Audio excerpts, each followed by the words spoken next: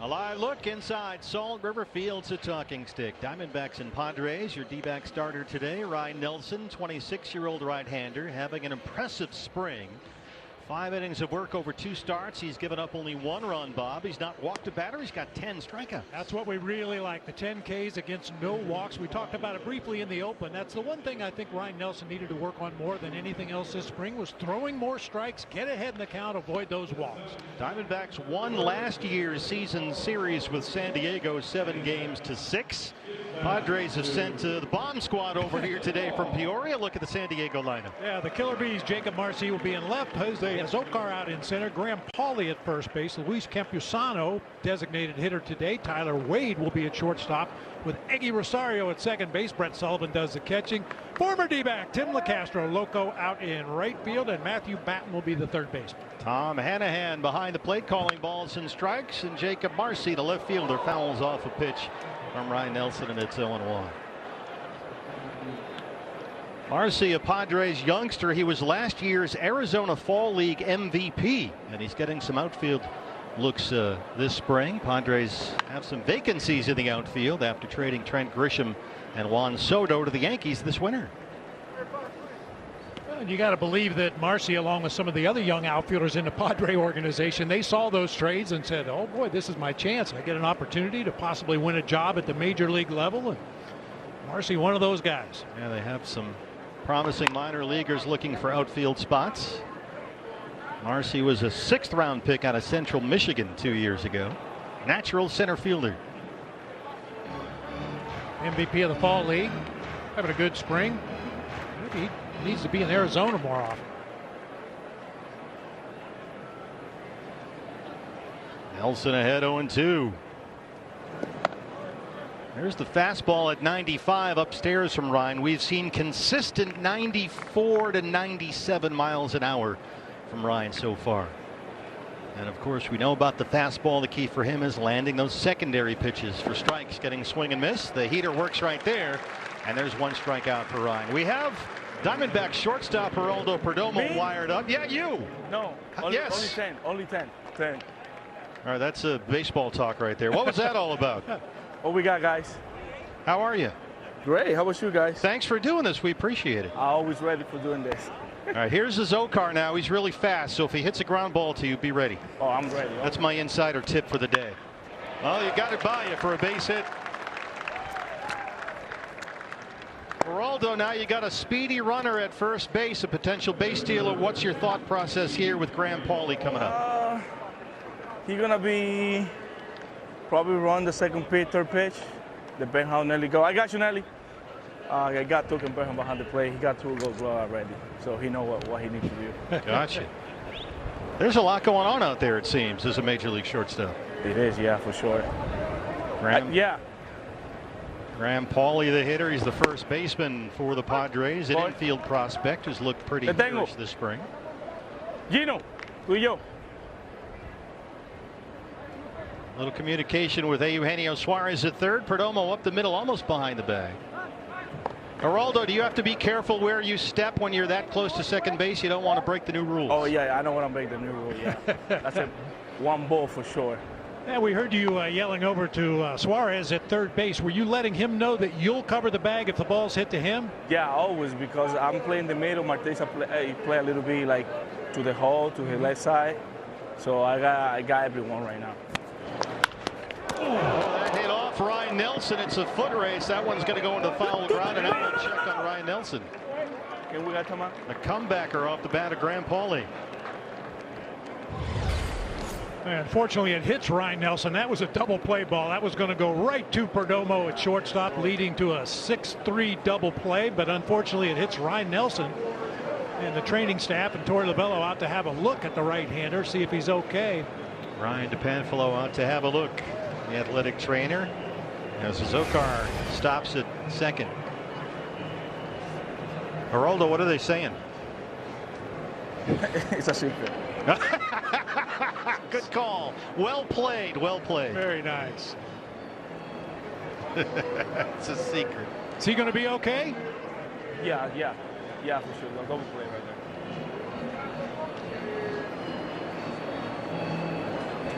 there. Yeah, it looks like they're going to let Ryan throw a couple of pitches to make sure he's okay. Yeah, he got it under of his knee. Yeah, inside the cup. Yeah, for sure. How do you like these new uniforms? It's great for sure. I know you generally don't like to wear bright colors. Oh no. The other day you were out there with bright green shoes. You got the green sleeve going. I like when you do that. It's easy to find you out there. Oh, it's easy? Yeah. For sure, yeah. for sure. All the umpires talk about that. It's too, Dom, it's too bright. No, we can't take the shine off you. I know. You're a star. You got to shine. No, I just try to do something different for the team, you know. Be some lighting and stuff. What did it mean to you to have Torey Lovullo say Perdomo's my shortstop as soon as we started here this spring? What did that mean for you? I don't know. He know like the type of player I am. He know how hard I work. So I was surprised. Really? Yeah. Wow. Well, your hard work's paid off. An all-star last year. I mean, yeah, for sure. That was a big moment. Way to go. Tengo Pavin. Pay. Luis Camposano, the DH, bats cleanup. 2-1 and 1 out for the Padres against Ryan Nelson. And the fastball's in there for strike one. Oh, yeah, for sure. Camposano 4 hits this spring, including a home run. He's got that wide open stance. Yeah, he changed his swing for sure. Yeah, that's very different for him. What did you work on this offseason, Geraldo? I working a lot in my swing. From the right side? Right, both sides. Yeah, Yeah. okay. More in the right side. Drop to Geraldo Perdomo, slow roller. They get one. Marte turns it.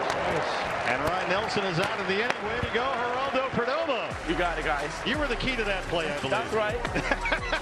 Well, Diamondbacks and Padres just getting started, and most of the starters in there for Arizona today, Bob. Very representative lineup for Torey Lovullo. You see Corbin Carroll making his way to the plate. He'll lead it off, followed by Ketel Marte. Lourdes Gurriel, Jock Peterson, the designated hitter. Eugenio Suarez, thank you to him for coming on the pregame show.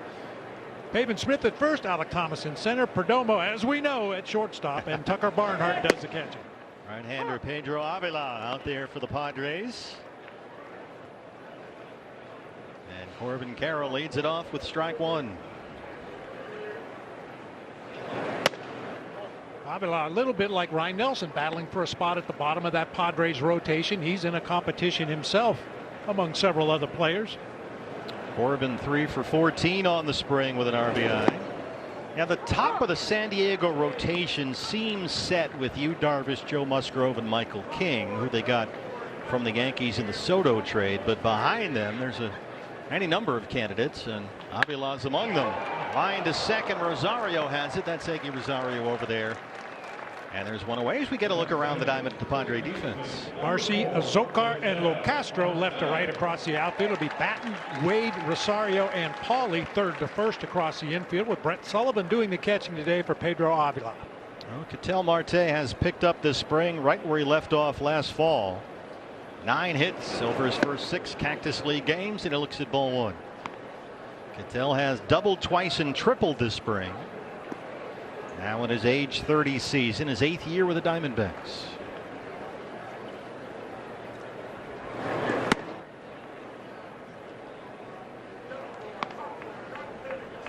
Hey, you talked about Geraldo Perdomo and his bright accessories to his uniform. Ketel Marte, this is about as subdued as you will see him. Popped high in the air for Marcy in left field. Not a cloud in the sky overhead. We are right in our Arizona weather sweet spot right now. Just glorious here as Lourdes Gurriel Jr. steps in. Yeah, just about anywhere in the world you would say, oh, I love a day with bright sunshine and no clouds, except for spring training in Arizona. High sky. Woo. Fighting those pop-ups. Yep. Lourdes' numbers this spring, 5 hits in 5 games. He has doubled and homered, and there's the strike. I want to thank Geraldo Perdomo, who's mic'd up for us. I think he's listening right now. Yeah, I got you guys. Right to shortstop. Tyler Wade picks it up, and it's a 1-2-3 start for Avila. We'll talk to Geraldo Perdomo and the Diamondbacks when we come back. Top 2. As Tyler Wade, the Padres shortstop, steps in for San Diego. How are these Padres looking, Geraldo? They got some new faces this year. Soto's gone, Grisham's gone. It's a different look for San Diego. They're still looking good. They have a really good player, you know. Most of them are still in Peoria today, though. Oh yeah. They just need to stay healthy. That's all. I feel they have a pretty good team. Oh yeah, it's a tough division, right? Yeah, tough. Oh, yeah. Of course. I think it's the East, the Philly one, Philly. Yeah, East, Mets, Braves, Phillies. Yeah, the East and the Central. West. I think that's the best, the two hard division we have in the National League. Yeah, the Central's been down the last couple of Yeah. years, I think. 0-2 on Wade. What's your favorite road city to play in? The what? Sorry? Your favorite city to play in on the road? San Diego. Oh, That weather's perfect. That didn't take long. The field is really nice for catching ground ball. That's one of that's my favorite one for sure. oh, it's not just the city; it's the quality of the field too. Yeah, the quality of the field and the weather. Tough to beat. 2-2. Low tapper up the middle for Cattell. Little trouble getting it out of his glove, and they do get Wade for the first out. Geraldo, do you have the pitch comm Yeah. today? Oh, all right. Can you hear the pitch? Yeah, we might call on you from time to time to tell us what pitch is coming. Yeah, if you can turn up the volume. You can't turn up the volume, can you? No, I can put it like a little lower. Okay, let's do a little Spygate kind of a thing here. Eggy Rosario. That guy can hit. I know that guy. Eggy? Yeah. Really? Yeah, he's from my town too. Oh, no kidding. Mm-hmm. From Juan Barron, Dominican Republic? Yeah, Palenque. He married with Jose Uribe's daughter. Jose Uribe's daughter. He's married to Yeah. Jose. How about that? This is the kind of quality information that we get from Geraldo Perdomo. I like it. The inside stuff. Boy, Nelly. Hey, you guys talk about the new uniform, right? Yeah. That's perfect uniform for Marte and Gurriel. Yeah, bright colors. Wow, those guys have so many flow. And Marte love it. They got a lot of flow. Up the middle. That one got by Ryan Nelson, and Marte gave a nice effort there, but it's into center, and that's the third Padre hit. I got you. You told us he could hit. Yeah, no, he can hit. He found a hole up the middle that time. He can hit for average or for power too.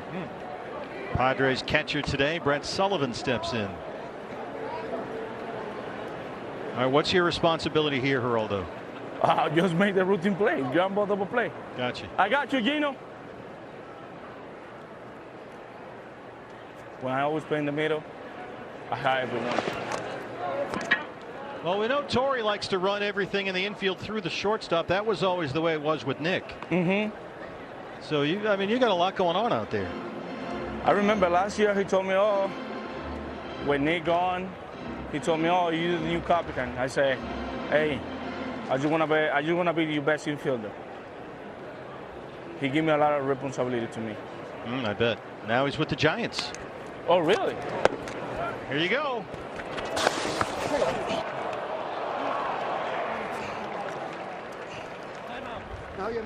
Sí. Everybody okay? Yeah, a little bobble behind the plate right there. Tucker couldn't quite get the grip, but the throw still gets there in time. But hit you in the heel of the glove. And they're still gathering themselves out there at second base. Oh, Get another yeah. look. Yeah. Mala mía, está bien, está bien. Got a helmet in the head. Yeah. Are you okay? Yeah. Oh boy. 2-0 count on Brett Sullivan. Eggy Rosario at second.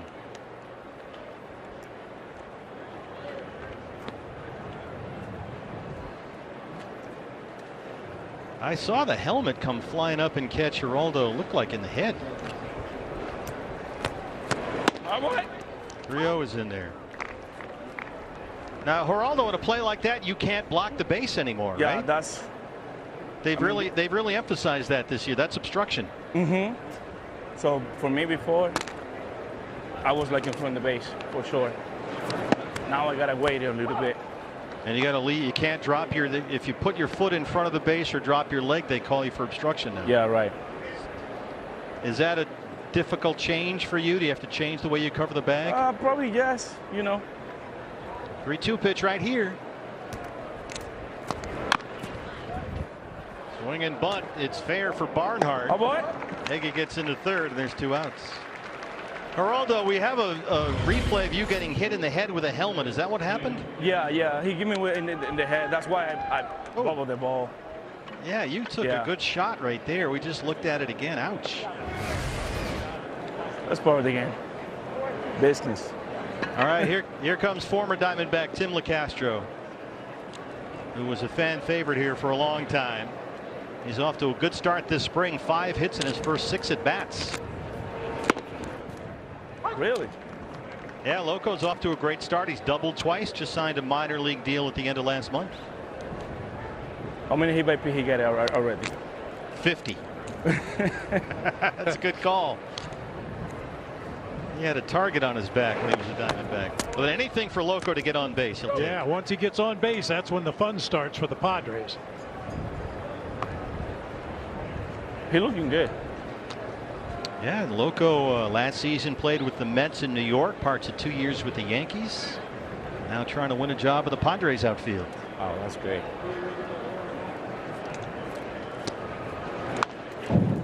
Gino, corre, Gino. I told him he can run. Give him the heads up. Fast runner. I hope we're not distracting you. You can. Oh, easy gamble. Easy out. Eee. Ace the fastball. And been good so far. Wow. Geraldo, we'll talk to you again after the break. Game set starts April 1st. It's no April Fool's joke. Get your tickets at dbacks.com. Jock Peterson, the DH, leads off the second. Jock was in left field yesterday against the White Sox over in Glendale. DH duty today. His first season with the Diamondbacks. I think, Bob, it's fair to say the one thing they may have lacked last year was slug, and Peterson certainly brings that. Yeah, especially at that designated hitter position. I mean, just the very description, designated hitter. You're in there to hit. And Jock Peterson from the left side, perhaps Randall Grichuk from the right side, gives the Diamondbacks much better balance at that position. Well, Jock got a little fooled on that breaking ball, couldn't check in time, and it's 1 ball and 2 strikes. Peterson, Suarez, and Pavin Smith 4, 5, and 6 here for Torey Lovullo in the bottom of the second inning against Pedro Avila, the Padre right-hander.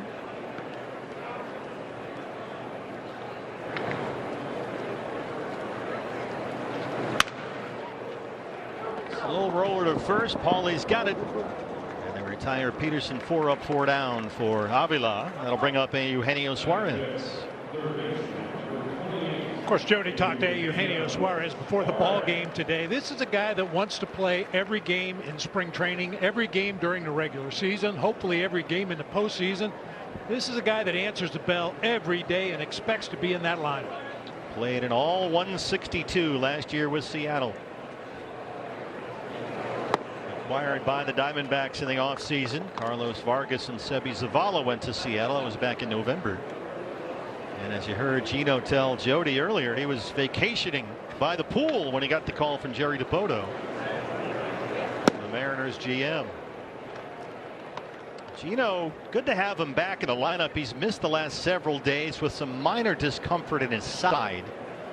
He was scratched from Thursday's lineup here, not considered anything serious, but playing today for the first time since.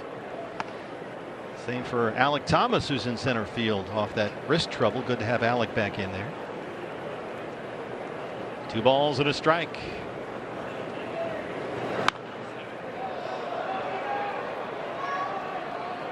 If you're not familiar with Eugenio Suarez in his first year with the Diamondbacks, this is a guy that historically has struck out a lot. Led the league last year. But he hits a lot of home runs and drives that ball into the gaps and over the fence, which is something, as you said before, slug. They're looking for some slug in that lineup, and Suarez should provide a lot from the right side. Gino last year in Seattle, 29 doubles, 22 homers, drove in 96 runs. Full count, 3-2. And he's got a base on balls, a 1-out walk ahead of Pavin Smith.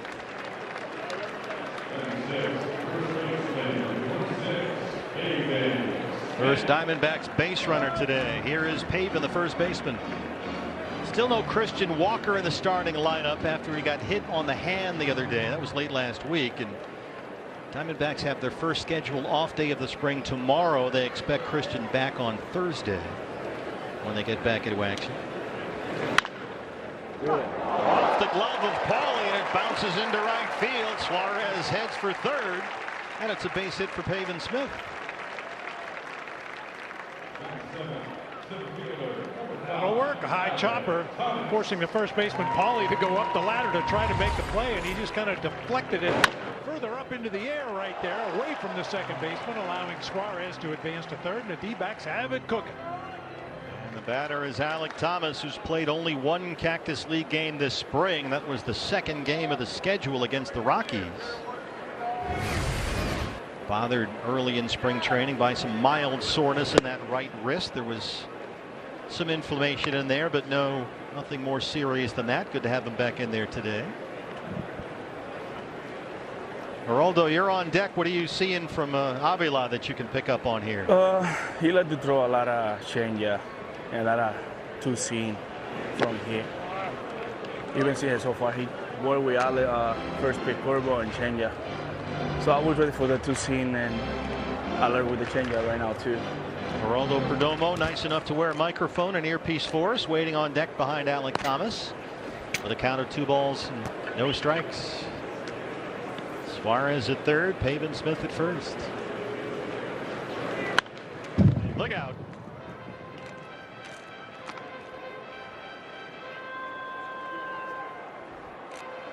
Alek coming off another highlight reel season last year. Gold Glove finalist. Hit .230 with 9 home runs.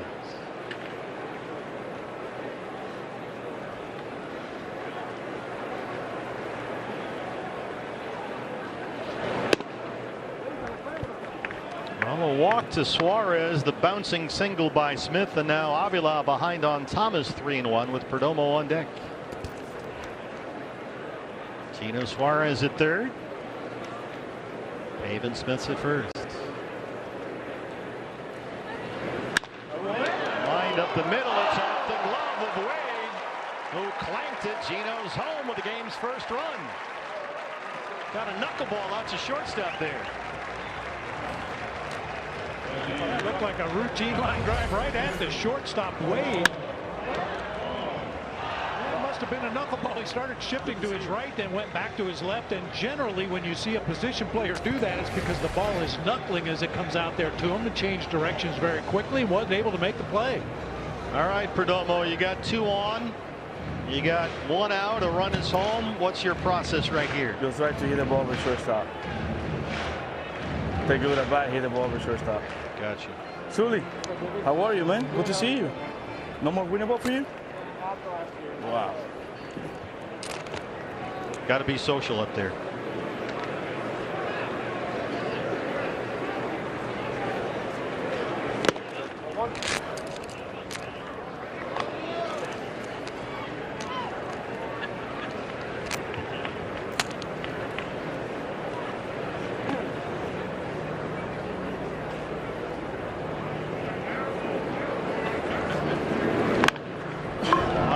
Second, it's kicked by Eggy Rosario, and Perdomo's aboard. The base is full of Diamondbacks.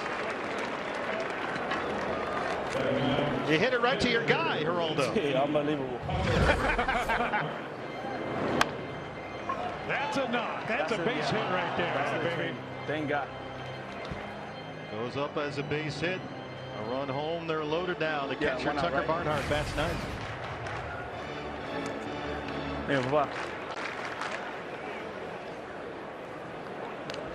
Big spot for Tucker Barnhart in the fight for a backup catcher's job this spring. First pitch swinging, bounced to first. Ball coming home. Oh, I don't know. He stepped on the bag. The force was off, so the tag is applied, and that's the double play. But the Diamondbacks take the lead. We head to the third in Scottsdale. They lead the Padres 1-0.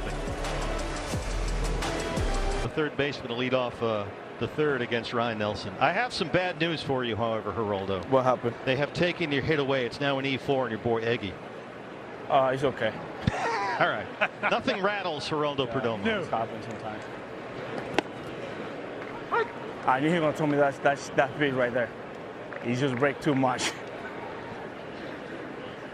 That and the third baseman bats ninth for the Padres. Ooh. Geraldo Perdomo nice enough to wear a microphone and an earpiece for us as we chat live with a shortstop in the middle of the game. He's already campaigning to talk to us for the entire game, which is very unlike you. You're very shy by nature, I know. Is spring training too long? It tends to drag out. You're about midway through right now. It is. I mean, it is what it is, honestly. No big deal. Yeah, how we get ready. Ryan Nelson, nice and easy. Geraldo, we have noticed up here that last year when you took over the shortstop job, you came to the mound to talk to the pitcher a lot more than you had been, giving a little inspirational talks, being a leader out there. Is that something that was intentional for you? It's not intentional. I just feel like I go there when I need it, you know? Not too much. Yeah. It's just when I feel when the pitcher needs it, you know? Sometimes they probably a little bit like long inning. So many pitches in one. I remember last year when we played in the Yankees. RC hits a lazy fly to left or right center field, and Alec Thomas is over there. And there's quickly 2 outs. That's right. Yeah, what was happening? So I went to the mound talking with Merrill. He threw like a 11 or 12 pitch. Yeah. In one batter, and I went like 2-2. I remember that time because he was like a long inning for him, you know. So you went over to give him a break. Yeah, for sure. And he was working like his stuff, you know. I mean that day was good for him, but not like how it used to be. That's why I remember Moreno told me like, hey, you gotta learn how to use it. I said, bro, what are you talking about? You gotta teach me how to play. Because he saw me where I went like 2-2, talking to the pitcher. You know, like you never see like something like this before. Jose Azocar singled in the first. Azocar has got 7 hits in 9 games this spring. So yeah, Azocar can hit. And he can run. He got tremendous speed. A lot. I play against him in AA and the Fall League too. When he was with the Tiger. Here you go. Piece of cake. Yeah, routine. Easy. 5 in a row set down by Ryan Nelson. Diamondbacks lead the Padres 1-0. Corbin Carroll, Ketel Marte, and lurks off the bottom of the third against Pedro Avila. Corbin lined out his first time. Diamondbacks with a 1-0 lead. They've been out hit 3-1. Corbin off to a 3-for-15 start this spring. Base hit. A couple of hard hit balls in the game already for Corbin Carroll. His first time up, he lined out. This time he finds a hole, bangs it right back up the middle of the field. Lead off single. Here we go. Corbin is yet to steal a base in Cactus League play. He's aboard to start off the third ahead of Ketel Marte. Marte flied out to left his first time. Ketel off to a good start this spring. 9 hits.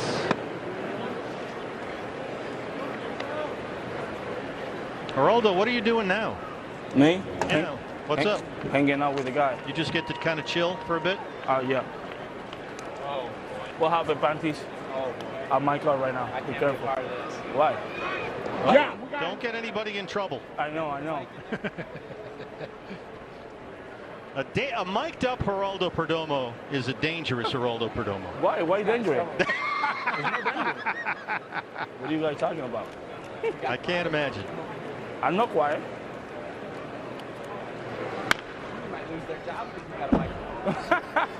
Who are you talking to in there? With Tommy Henry.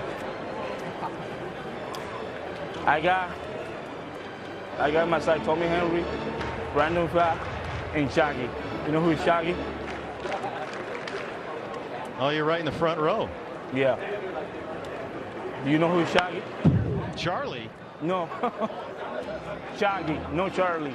Shaggy. We don't know. Who is it? Walter. He's Shaggy? Yeah, from Scooby-Doo. Did you have Scooby-Doo in the Dominican? Of course. Oh, all right, cool. I'm like, who's Charlie? No, it's Shaggy. Shaggy, yeah. I get it. That's a good call. The Mystery Machine. Yeah, that's right.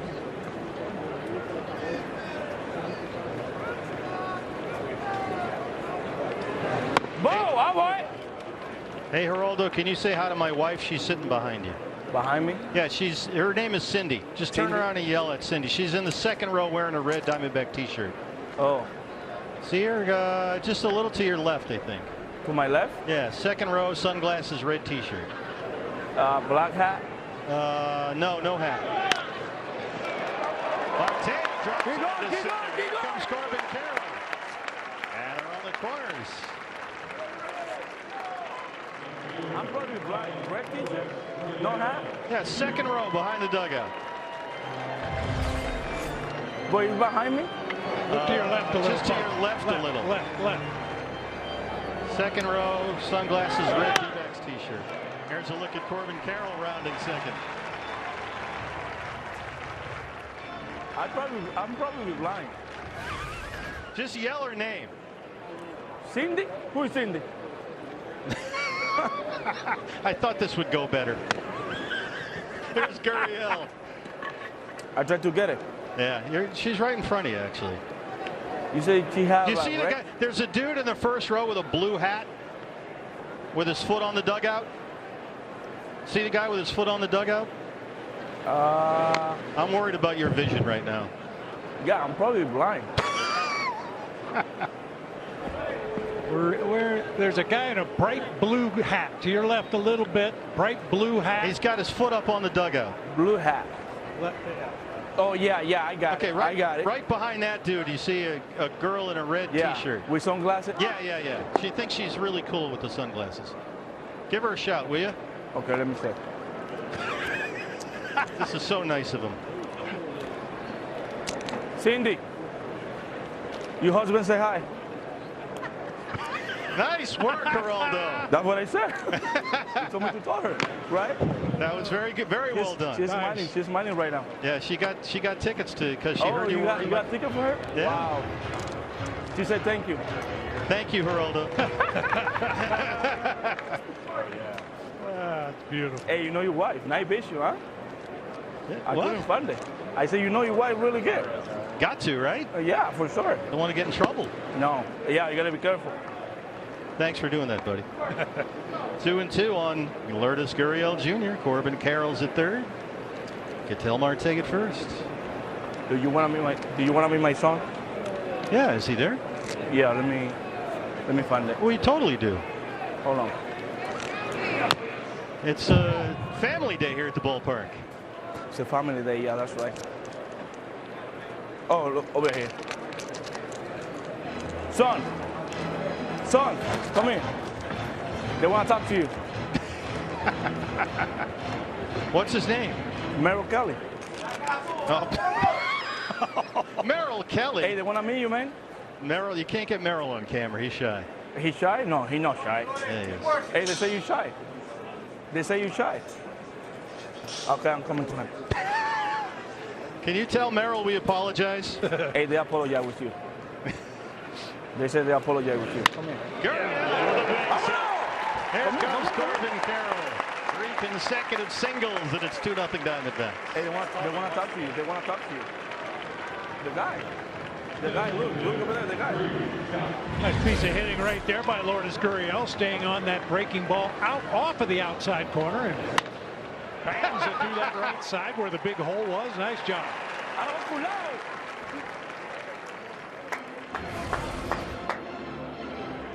He wouldn't talk, huh?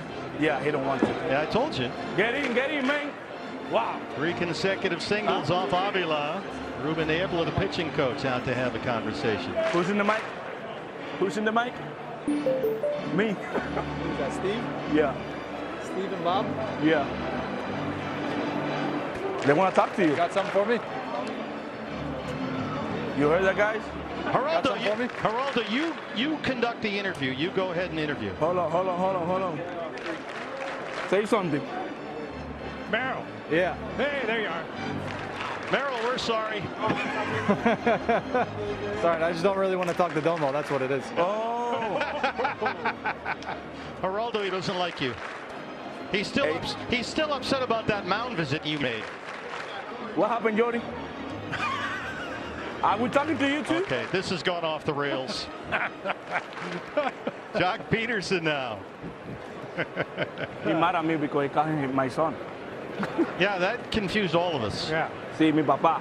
He said mi papá. Jody, can you help us out with this? Get him under control. Well, will he's a media darling, you know, and media darling. That's good. I didn't want to take any time away from Domo, but I was gonna try to interview Merrill a little bit later on. I'm glad I know her. Oh, he just burned that bridge for us. Yeah. Jock Peterson. Bo! Can I tell you guys a little quick Jock story, though? Sure. So Jock just he and his wife Kelsey welcomed their 4th child, Fitz Rockwell Peterson, the other day. So he did miss a few games, but he's back. Congratulations to the Petersons. Yeah. Way to go. All right. Another Diamondback in the family. Maybe Geraldo Perdomo will adopt him like he's apparently adopted Merrill Kelly. I know her, Jody, right now. What you talking about? Jock just had a baby. Oh, yeah. That was like a week ago. Your grandson. 3-0. What you talking about right now? Slams it to center. Zokar tracks it down. Wow. Cattell will tag and head to third. Well, that's what they brought Jock Peterson in here, to barrel up the baseball, and he got that one. Mucho power hitter. Sure sounded good coming off the bat that time. The Padres outfielders play very shallow. At least it seems like they play shallow on a lot of guys that can drive the ball over their head. That time, Zokar got back on that ball quickly. I thought that was going to be extra bases. He have a lot of range. Yeah. And Lo Castro, too. Here's Good swing. Suarez. Good swing, hijo. Arabo, hijo. They're on the corners. A run is home. Still only 1 out for the Diamondbacks. Suarez walked and scored his first time. Suarez said goodbye.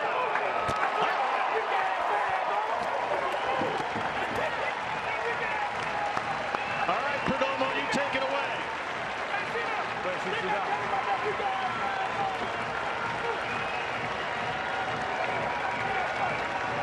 Well, we talked about the Diamondbacks trying to improve their slug this season. We've seen it on the last 2 swings. Jock Peterson with a blast to center field for a sac fly, and now Gino Suarez. His first of the spring. Good swing on a 92-mile-an-hour sinker that just didn't sink. That's going to be it for Avila. Sean Reynolds coming in for the Padres. Suarez has his first homer this spring. First as a Diamondback. And it's 5-0 D-backs. Pitching change on the way. Perdomo back with you from Scottsdale. 5-0. Diamondbacks lead the Padres. New Padre pitcher, a 2-way player. He's a first baseman, a right fielder, and a reliever. It's Sean Reynolds, the right-hander.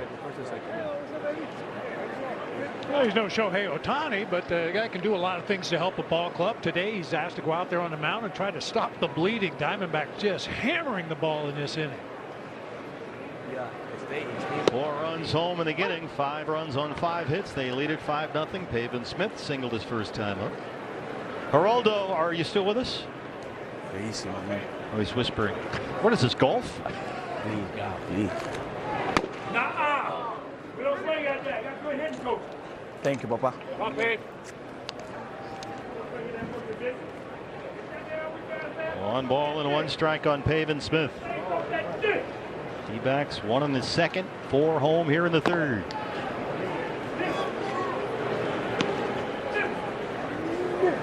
That's what he's doing with that nigga. He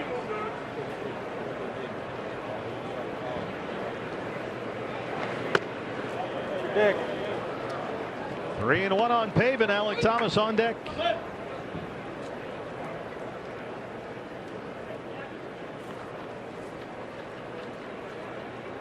It's been an encouraging start offensively and on the mound as well. Ryan Nelson's looked terrific again. Pavin hooks it foul.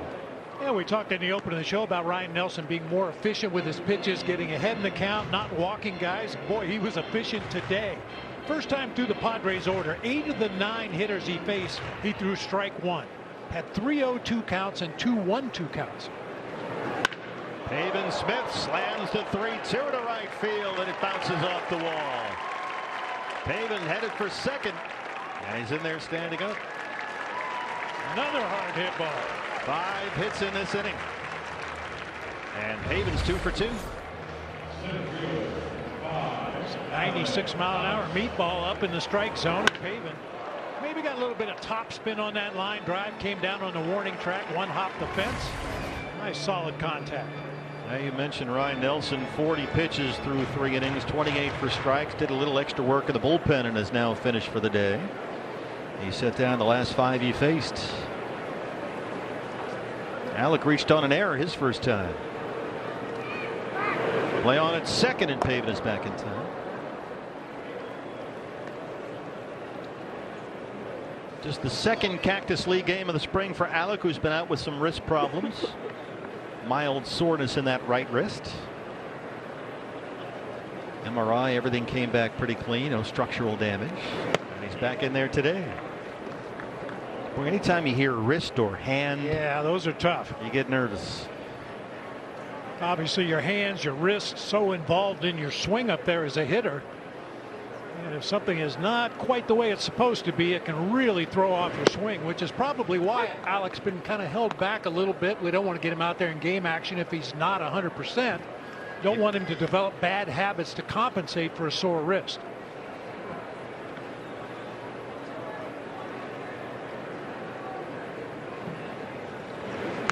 That happens probably more frequently than we realize, right? A guy might have a sore foot, sore knee, sore wrist, and all of a sudden the mechanics go south. Everything goes away. Yeah, you know, I think back to a teammate of mine, Jack Clark. Jack the Ripper. He's a big, strong, right-handed power hitter. And I think he sprained his ankle or fouled a ball off his front foot one time. And he said it actually ended up helping him because he had a tendency to get out there too soon on his front foot. And because his foot was sore, he had to stay back a little bit more. And he felt like it really helped his swing, that particular injury. But that's not the normal case. Alec tried to check. Yes, he did. 2 balls and 2 strikes on the Diamondbacks center fielder. You know, and the biggest part is mentally just getting over it. You know, there's a certain point in the swing when you have a sore wrist or a sore hand where it really bites.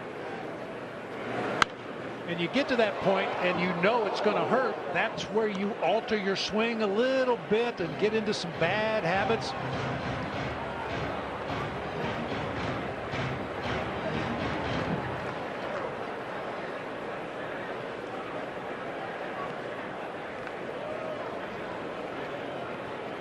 Two. And under this one, skies it to left center. Marcy and Azokar over there. And the center fielder's got it. Well, we want to thank Geraldo Perdomo, who's a tremendous sport, for wearing a microphone and an earpiece and talking to us live on television while he's trying to play a Major League Baseball game. That's not easy, but boy, you can see the earpiece right there. And we sure do appreciate it. One of the real stars on this Diamondback ball club.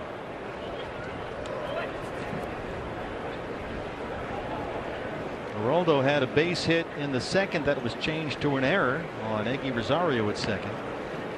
Pavin Smith in scoring position, 2 outs, 4 runs already home.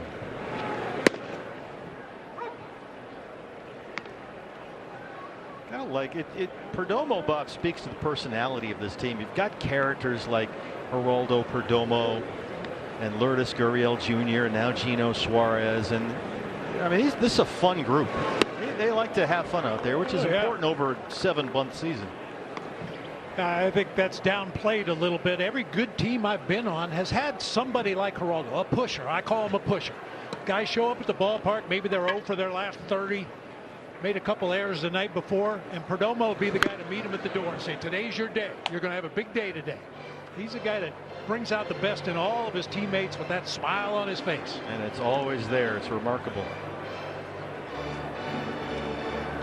You've got guys like Corbin Carroll or Christian Walker, maybe a little more intense, certainly not any more or less serious, but different personalities. But boy, Geraldo keeps it fun.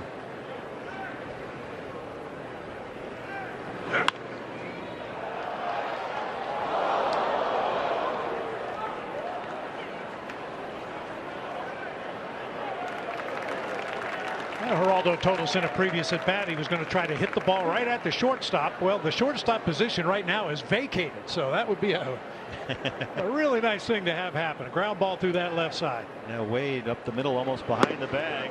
Got the fastball by him at 98. But the Diamondbacks have a big third. They lead the Padres 5-0. 2. Diamondbacks lead the Padres 5-0. Graham Pauley, the San Diego first baseman, leads off the fourth against Ryan Nelson, who set down the last 5 he's faced. Well, it's been a very impressive outing for Ryan Nelson, given the fact he got whacked on the leg with a comebacker. Yeah. In the first inning of the ball game. There was some doubt whether he's even going to stay in. Padres have 3 hits, all singles. Ryan has 1 strikeout. He's not walked a batter.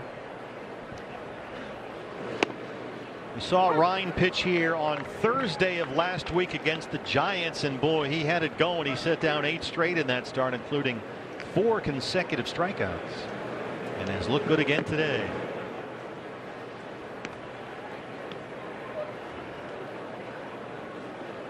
Ryan Nelson, a second-round pick by the Diamondbacks in 2019, an Oregon Duck.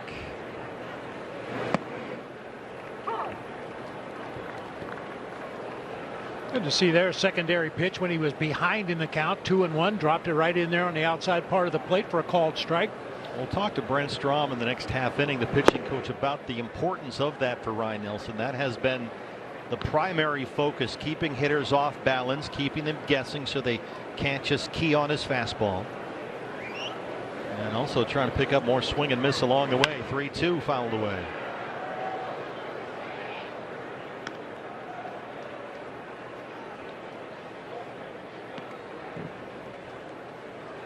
He's worked hard on fastball command, developing that slider and the changeup.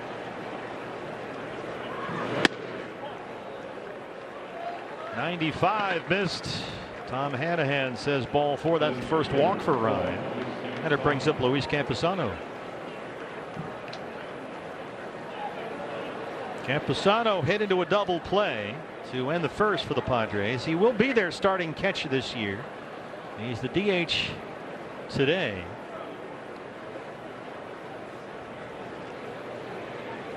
He's got 4 hits this spring. He's homered.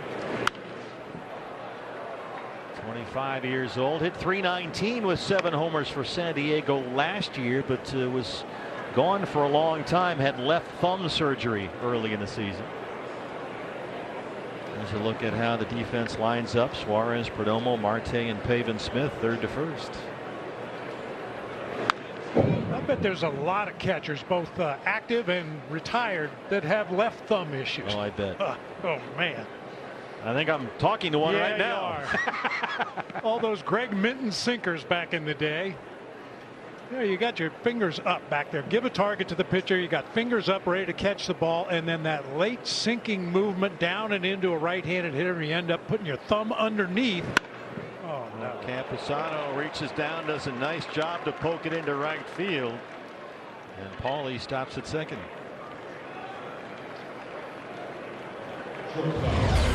Yeah, he just kind of bumps it over there to the right side, down below the bottom of the strike zone, out over the plate, but you can see that big hole on the right side of the infield, and Campusano just took advantage.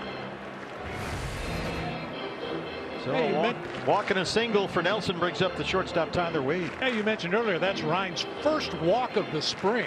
How about that, huh? That's only his first or second 3-ball count in the game so far. So he's been getting ahead, keeping the count in his favor, and that always puts the hitter on the defensive. Well, let's see if he can get a ground ball. A couple of outs here against the shortstop Tyler Wade. 29 years old, grounded out his first time. Wade parts of 5 years with the Yankees. 2 years ago with the Angels, last season with Oakland. Where shortstop has been a hot topic in Padres camp this spring. They moved Xander Bogaerts from shortstop over to second base, and Ha-Sung Kim will be the starting shortstop this year. So they kind of flip-flop those two guys. Yeah, Kim was very impressive no matter where he played defensively on the field last year. Yeah, won a Gold Glove as the utility defender in the National League. Pretty good bunt attempt right there, and just did go foul before it hit that bag. And most of the Padres stars stayed in Peoria for this one. Of course, the Padres have a difficult start to the season. They are off to the other side of the planet soon. They will play the Dodgers in the Seoul series in South Korea. Two clubs will play 4 exhibition games against Korean teams. That's coming up March 17th and 18th. And then 2 games that count, San Diego and the Dodgers, March 20th and 21st. And Diamondback fans will remember the D-backs went to Australia back in 2014 to play some games. That's a long flight and a big ask in the middle of your spring. It's almost like spring training is over. It's a regular season. We got a couple games here to play in Korea, and then back to spring training again. That's the way it was for the Diamondbacks. Yeah. Here's a look at that last pitch.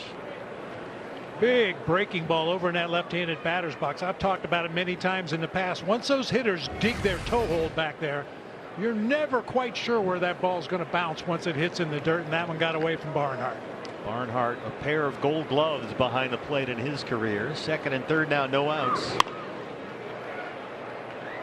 And Wade fouls that one back behind third base. This is where you'd really love to see Ryan Nelson be able to generate more swing and miss and avoid having the ball put in play.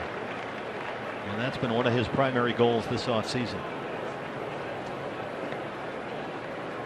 Just avoid those long extended at bats. A lot of foul balls.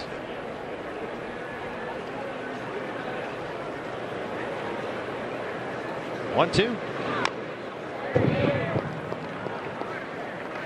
You know, talking about battling for the 5th spot in the rotation, it reminded me of a situation that happened when I was playing for the Giants. It was towards the end of spring training, maybe even the last week of spring training. We were scheduled to play over in Tempe against the Angels. And I don't recall who the starting pitcher was supposed to be that day, but we actually got to Tempe on the bus, and we got a call. Or rather, the pitcher went in, got warmed up, and man, my shoulder just doesn't feel right. We had to get on the phone and call back to the minor league complex, send us over a starting pitcher. Wow. Whoever's, you know, on schedule, send us a starting pitcher. Well, it turned out to be a guy named Jeff Robinson. Tyler Wade knocks it into right center, gets 2 runs home. Paulie's home, Campusano right behind, and San Diego's on the board. It's 5-2. Just to quickly finish that story, Jeff Robinson came over and threw 5 innings of shutout baseball against the Angels that day, and Frank Robinson declared, "Jeff Robinson is my 5th starter." It doesn't take much. Nope. Here comes Torey Lovello. Ryan Nelson trying to become his 5th starter. A couple of ground balls have gotten through for hits. Padres have 2 runs home, and Ryan is done for the day, but another pretty solid outing for him. And a pitching change on the way. 5-2 Diamondbacks. You need your sunglasses on a day like this. It is just a gorgeous Arizona afternoon in Scottsdale. Diamondbacks scoreboard looks pretty good too. They lead the Padres 5-2. And here is the 22-year-old right-hander Justin Martinez, his 4th appearance this spring. We got our first glimpse of Justin in the big leagues last year. Got a peek at his 100-mile-an-hour fastball, not to mention a split-finger pitch and a power slider. He faces Eggy Rosario. No outs, 2 runs home for San Diego. And Wade aboard at first. There's the strike. Just to put the cherry on top of Ryan Nelson's outing today, he had 5 0-2 counts in the ball game. He threw 11 of 15 first pitch strikes. Outstanding. 57 pitches for Ryan. Threw 3+, 39 for strikes. Eggy can't check, and it's 0-2. You like to see this from Justin Martinez, not relying on that 100-mile-an-hour heater. He's got that splitter and slider. It's not all about the velocity.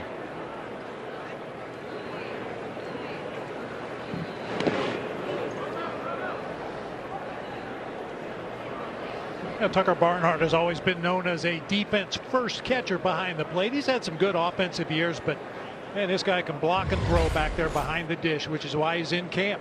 Big breaking ball that lands out in front of home plate, squares it up and holds that runner at first base. Gold gloves in 2017 and 2020 with the Cincinnati Reds, Tucker Barnhart.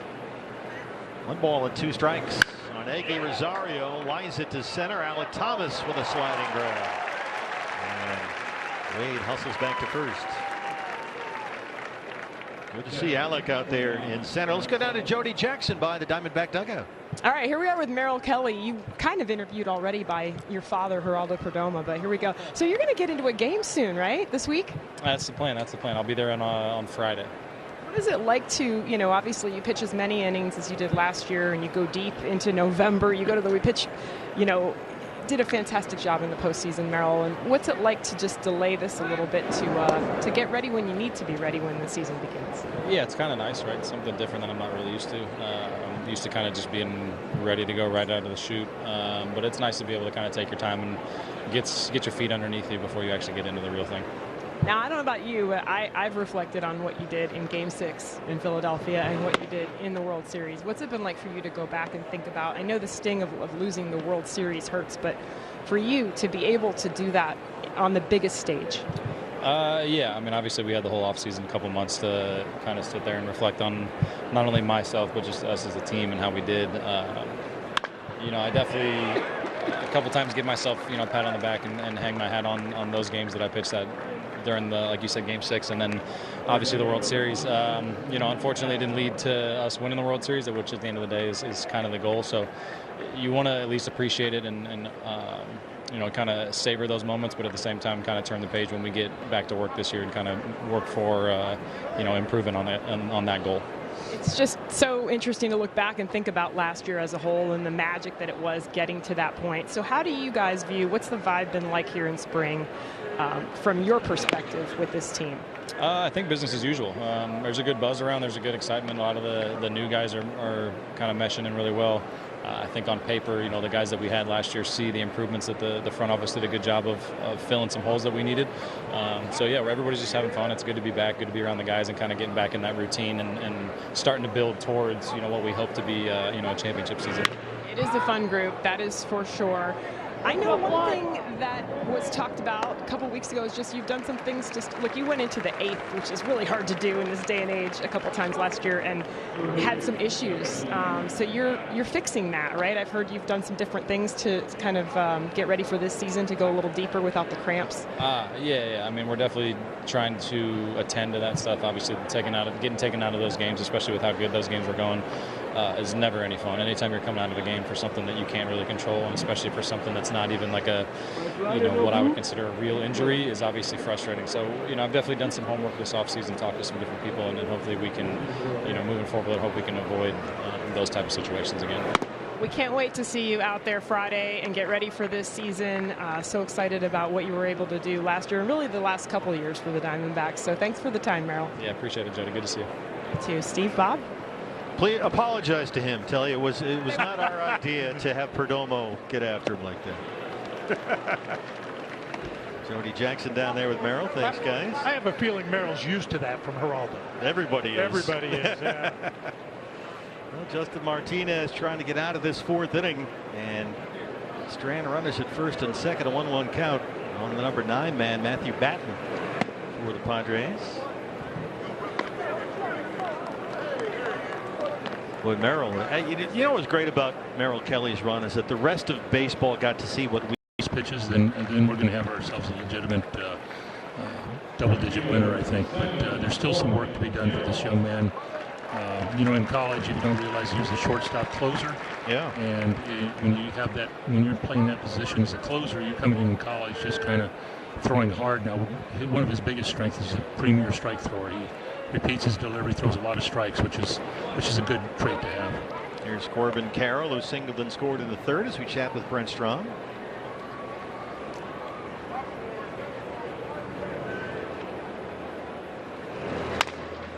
On the ground to second, an easy play for Eggy Rosario. Strami, how is the staff shaping up as a whole, rotation and the bullpen in your eyes? Well, we haven't, we're kind of taking a lot of time with Gallen and Kelly, but they're coming along fine. With the workload they had last year, we're just taking a little bit slower. They will be ready by opening day. Eduardo Rodriguez came in ready to go. He's going to be fine. I've enjoyed my time with him. He really understands the art of pitching and using speeds, and great control, great command. Fought was good yesterday, free and easy. We're still got a battle for that 5th spot, and we're going to have to, find out who's going to come out on top of that, and for us to make a legitimate run at a pennant. 0-2 on Ketel Marte.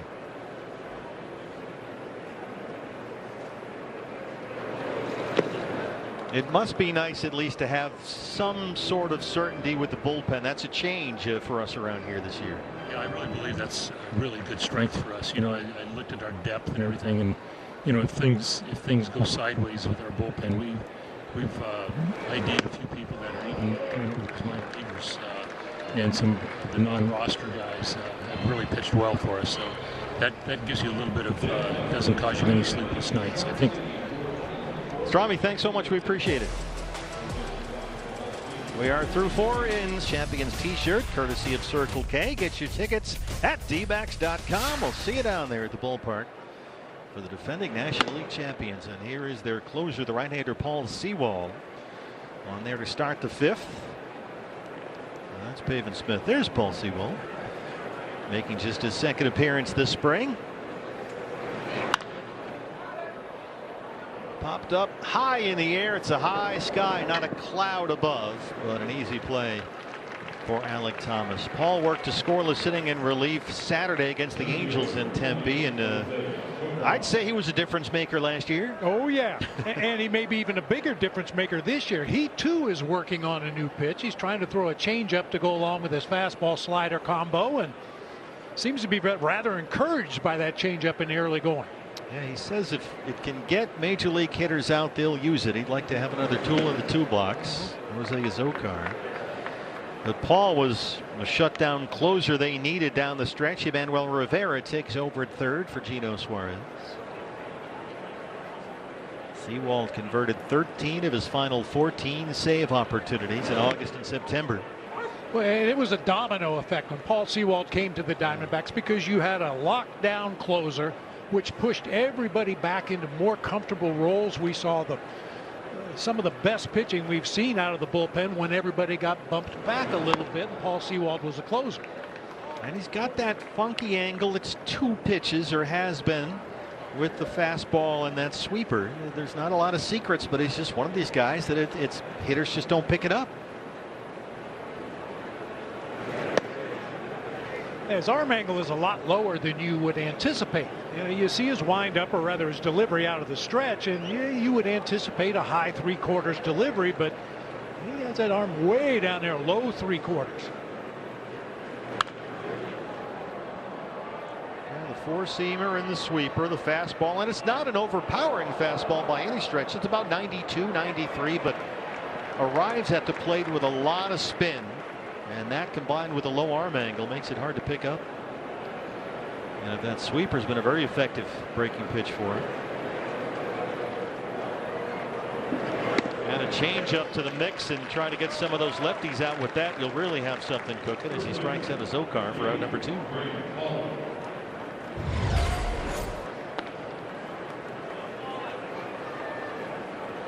Looked like that might have been the changeup right there on the outside corner. Maybe a fastball he just took a little bit off of, but changing speeds on the fastball gives you a completely different look to that hitter. Graham Pauley, the Padres' first baseman today. He has singled and walked. Yeah, Paul is the first guy to admit he's not fooling people. Everybody in the league knows he's got 2 pitches. It's how he gets you out. So it's more a matter of execution, but if you can add that 3rd mystery pitch in there, all the better. Change up right there. Good location for it. You want to start it near the bottom of the strike zone and let it bottom out underneath the strike zone and hopefully get a swing.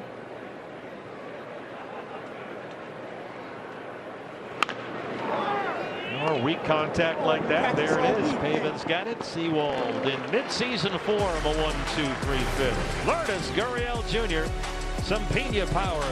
Continued to dominate the Cactus League. A couple of overpowering fastballs up in the zone right there. Didn't get hit very hard in the ball game. A lot of the base hits were seeing eye hits like that one up the middle of the field. They just found a hole, but very encouraging for Ryan Nelson. His secondary stuff was good, which makes his fastball play up even more. And Ryan has looked good all spring. Seems to be the front runner at this point for that 5th starter spot. Daniel De Los Santos, the new pitcher for the Padres, his 5th appearance this spring. And Lourdes Gurriel Jr. leads off the home half of the 5th. Let's go down to Jody Jackson with a special guest star. Jody. That's right, here with Christian Walker. Christian, let's check in on your health, because scary moment the other day getting hit by the pitch. How you doing, and when will you be back? Great, feeling good, pretty much 100%. We got an off day tomorrow, and Thursday I'll be back in the game. That is a relief. That had to be scary for you. Yeah, it's always not a great situation, but we found out pretty quickly after that there were no fractures, so just a matter of dealing with the inflammation and the bruising. What about this spring in general? We've kind of been talking to a lot of guys, and you've been with this organization since 2017, and so you've seen a lot.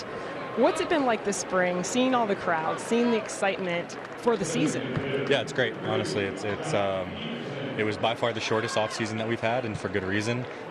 But the way we finished and the buzz coming back into camp, it's made it exciting to see everybody and show up and be back with the guys. We know what you do over at first base, how hard you've worked to become the Gold Glover that you are over there. And that said, I know you're always trying to get better. So dare I ask, what are you working on this spring?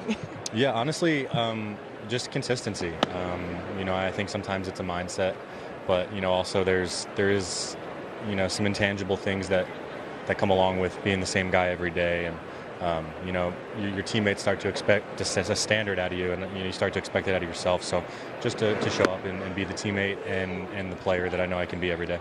And it is a little different in field. Obviously, Perdomo is going to be over there pretty much every day. Suarez at third. How do you like the additions, particularly Suarez in there as part of the infield? Yeah, I love it. I've been playing against Gino here for a while, all the way back to Double-A. So it's great to be on the same side with him. I know for sure how good of a hitter he is, and the guy's got a lot of experience, and he knows how to win. So I'm really looking forward to play with him. And it's funny, at the fan event there was a lot of talk about who has the most pop, and you're a guy that's had 30+ homers on this roster, and now you've got Jock and you've got Gino. So is there a debate there, or are you going you've got the most pop? No. I think I may be last in that category. No, on both the guys, I've been trying to ask questions and learn. Jock too. I feel like I've been watching him have really good seasons from across the field for a while now. So I'm always excited to pick their brains and learn what makes them tick and what makes them good. And hopefully there's something I can take from that. So as far as you're going to get back in there Thursday after the long-awaited off day, finally you do get an off day tomorrow, the whole team, the whole organization. But how do you look at the spring, and is it just be ready by opening day, March 28th? Yeah, very much. We got a lot of expectations and a lot of excitement going into the year, but there's still 3 weeks left in spring, and that's a lot of time to get better and sharpen the tools. We got some guys that love the camera here behind us. Gurriel Moreno, of course. Yeah. Hi guys. Christian, hey, thank you so much for the time. We're glad you're doing well. We look forward to seeing you back out there. Thanks, Jody. All right, guys, back to you. Well, you got it's a cast of characters down there.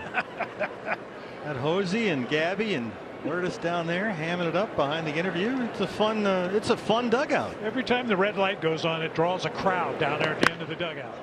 I think we got a catcher's interference coming up here. Yep, good call. Sullivan back there behind the plate. Got a little reachy that time going out after the pitch, and Jock with a late swing just knocks the glove right off his hand that time. I don't imagine that's fun for a catcher. I can't recall that ever happened to me that often. I didn't want to jump up there too close to that batter, so I don't recall ever getting a catcher's interference. I probably did somewhere along the line, but yeah, that's not a good feeling. You're expecting the ball to hit in the palm of the glove, and suddenly you get hit in the back of the hand. Andres Chaparro will come on and run for Jock Peterson.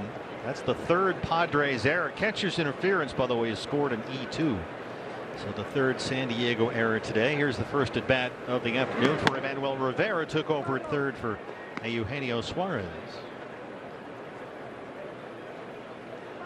So Chaparro at first, running for Peterson. Numbers on Rivera this spring.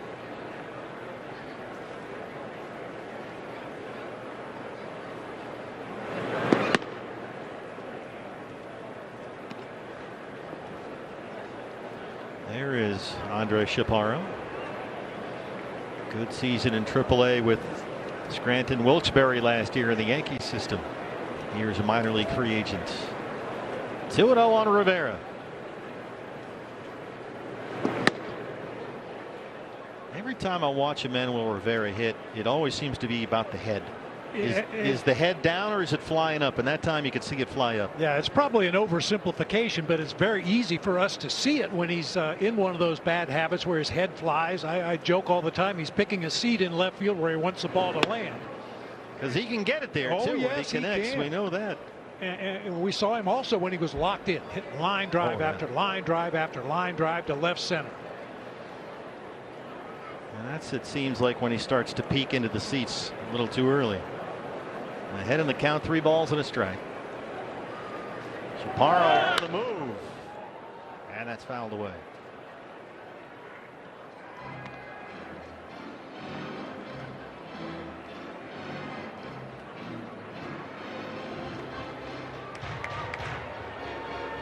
Diamondbacks have their first scheduled off day of the spring tomorrow. You heard Christian tell Jody that he will be back in the lineup on Thursday. Everybody, I'm sure, at this point could use a day off. Might see some of the guys at your nearby country club teeing it up tomorrow. Yeah, we got a few golfers on the club as Rivera goes down swinging for the second out.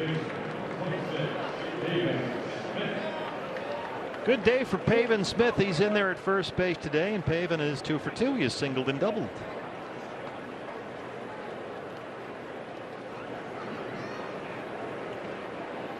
Now 5 for 15 on the spring.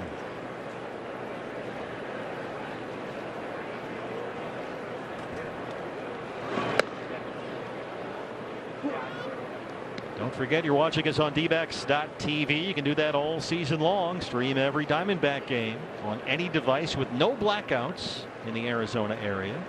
The entire season, only $99. Dbacks.tv. You can watch through MLB.tv. You can watch through the MLB app, live and on demand.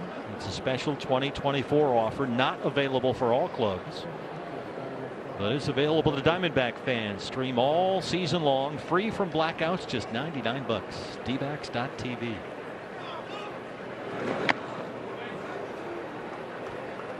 Foul tip held on by Sullivan. 2 balls and a strike. We'll make it a 1-1 count, pardon me. Here's a look at wire cam. Diamondbacks baseball produced through the power and resources of Major League Baseball. Partnered up again with MLB this year. Couldn't be happier about that. They've been tremendous to us. There it is. This is the kind of production quality and technology that we're able to bring to Diamondback fans. And there on top of the Padre dugout through that screen, you can see rail cam, which goes, there it is, up and down the first base dugout. Gives you some beautiful moving shots. Rail cam, I would like to put like a water pistol on that thing with ice cold water and just spray it on the visiting team over there in the first base dugout. Yeah, I think we can work on that. Put one of those t-shirt cannons on there while you're at it. Fire it off into the seats. 2-2. Pavin slices one out to left. And that gets us to the 6th inning, leading the Padres 5-2 from Salt River Field to Talking Stick. 2 is the score, and pitching last inning was Paul Sewald, the closer, who joins me now. Paul, let's just get right to it. We've heard you have added another pitch. I know that's a big deal, a changeup to lefties especially. How many did you throw out there today? 2 today. You know, you're just trying to get in there as many times as you can and try and throw them as much as you can.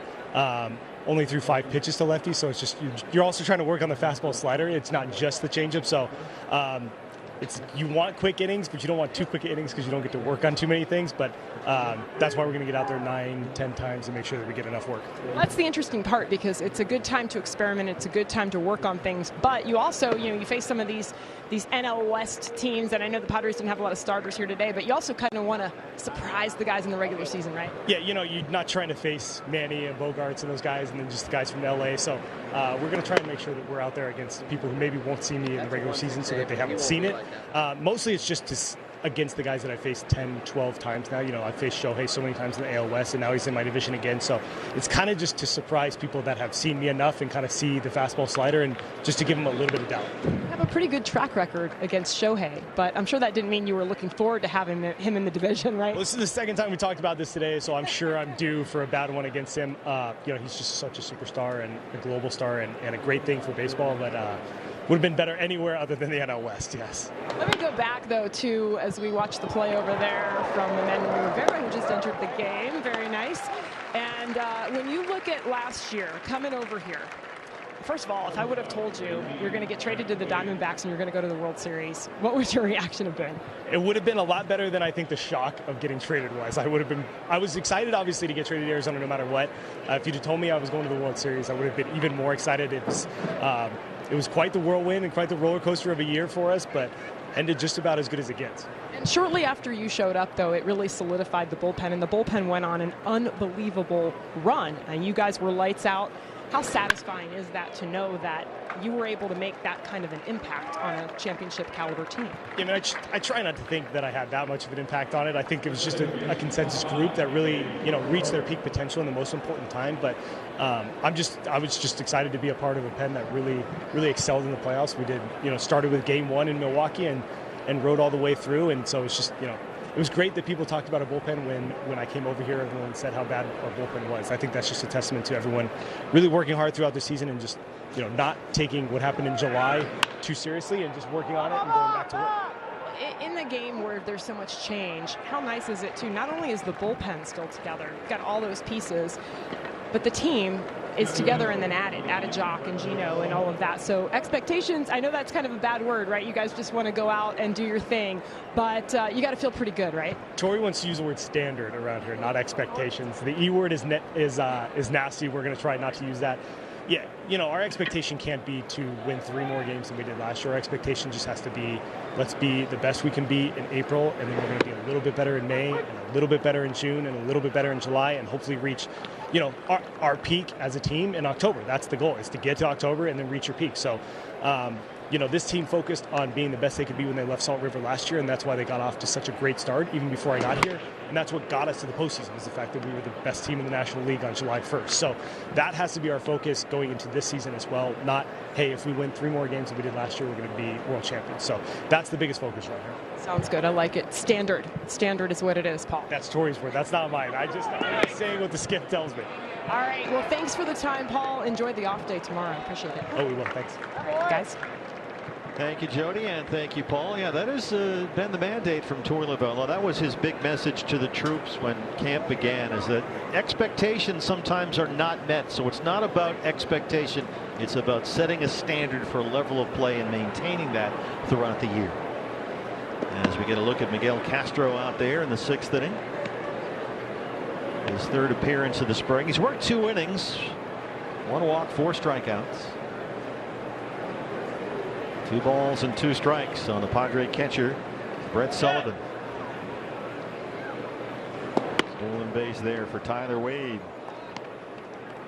And just to echo what Paul Sewald said, I really think it's important for the Diamondbacks to get off to a good start this year. We talked about it in our first spring telecast, coming off a World Series appearance. The enthusiasm in the Valley was off the charts. This is smoke down the line. A fair ball in the corner. Wade will score the 3rd San Diego run. McCarthy's got it out there. Sullivan stops at 2nd with an RBI double. And it's 5-3. Smoke down into that right field corner. Looked like a sinker that just came back too much to the inside part of the plate. Sullivan able to get the barrel on it. One hops the fence out there in right field. Second hit, first run given up by Miguel Castro. And here is the former Diamondback Tim LeCastro, 0 for 2 so far. LeCastro in right field today.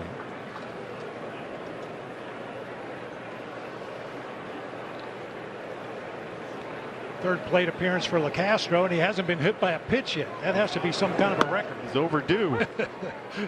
We saw Timmy take a few during his time with the Diamondbacks. Big fan favorite here, and for good reason. He's been a fan favorite everywhere he's been, with limited playing time. I mean, he might go a week or two, and the only appearance he gets is as a pinch runner. But every time he steps on the field, the fans are into it because they know what could happen if LeCastro gets on base. I remember part of the Loco legacy with the Diamondbacks, a record 29 consecutive successful stolen base attempts to begin a career. Yeah. Tim, ever since, has had a lot of trouble staying healthy. He's been banged up. Signed a minor league deal with the Mets last January. His season got wrecked by injuries, back spasms, tore a ligament in his right thumb that needed surgery. Missed 100 games. Trying to win a job in San Diego. Kevin Newman's out there to collect that one. Padres get a run back. It's 5-3. When we come back, bottom 6. Alec Thomas back in the lineup today, coming off that wrist trouble. Top of the first base dugout. Giving you some tremendous moving pictures on this picture perfect day in Scottsdale. Adrian Morejon, the left-hander, is the new pitcher for the Padres, and Alec Thomas leads off the Diamondbacks 6th.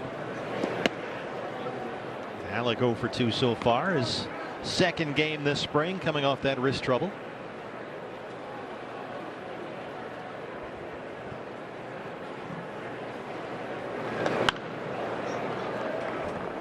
Connor Hollis is the new second baseman for the Padres.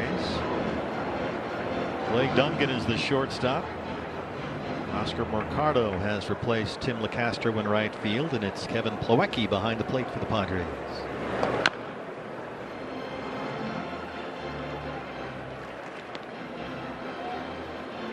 Here's some of the new Padre players. Here they are. It's nice when they only change 3 or 4 instead of like 9 at once. And it's always nice when the changes are straight up. It's good managing.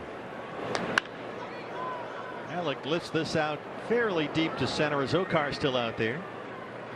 And there's one away. Another at bat for Geraldo Perdomo. We've reached that roughly the midpoint of spring training. Guys who used to get 1 or 2 at bats now sometimes get 3 or 4. Pitchers who went 2 innings now go 3 or 4.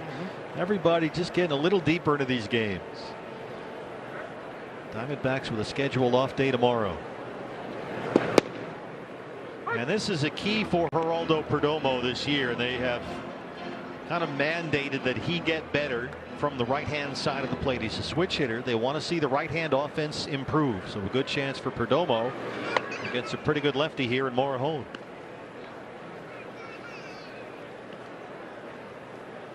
Yeah, you almost wonder if Torrey left Perdomo in there to get an at bat as a right-handed hitter. Wouldn't be surprised.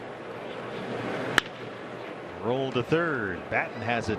Perdomo last year, batting average wise, was roughly the same left and right, but from the right side of the plate he had only 2 extra base hits all season. Wow. And then they're looking for a little more pop from Geraldo as a right-hand batter. Here's the skipper, Torey Lovullo, still pulling off the teal like a supermodel. That was for Kristen. Tucker Barnhart, the catcher, 0 for 2. Teal is the order of the spring. It is everywhere here, and those teal caps very popular with Diamondback fans. Yeah, it really makes the teal on the uniforms pop, that's for sure. That's nice. Major League Baseball has all of the major league teams very brightly colored caps. See, the Padres have their yellow versions that they wear throughout the spring. Diamondbacks with the teal caps.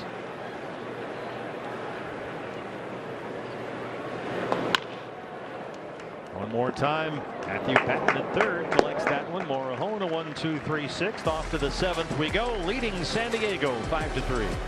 He's in with the Diamondbacks out there to start the top of the 7th inning. Joe making just his second Cactus League appearance of the spring. GPS was off a bit last Friday against the Reds over at Goodyear. He pitched an inning, hit 2 batters. Kevin Newman has taken over at shortstop now. Blaze Alexander getting a look at second base. As Matthew Batten chops one right to Blaze, who's got one of the best thrower, or Newman, pardon me. Blaze Alexander at second, auditioning for a utility infielder spot, and quickly one away from Mantiply. To echo your point, though, Blaze Alexander with a big arm. Probably prefer to see him on the left side of the infield to take advantage of that big arm, but finds himself here at second base today, proving his versatility. Albert Elmore Jr. takes over in center. There's Newman at short and Alexander at second. Here is Cal Mitchell, trying to win a job in this Padre outfield. They do have some openings after trading both Juan Soto and Trent Grisham to the Yankees in the offseason. And Mitchell, a San Diego native, back with a hometown team. He has tripled and homered this spring. We saw Cal Mitchell with the Pirates not long ago. Pretty good looking young left-hand batter. Second round pick in 2017 out of Rancho Bernardo High School in San Diego.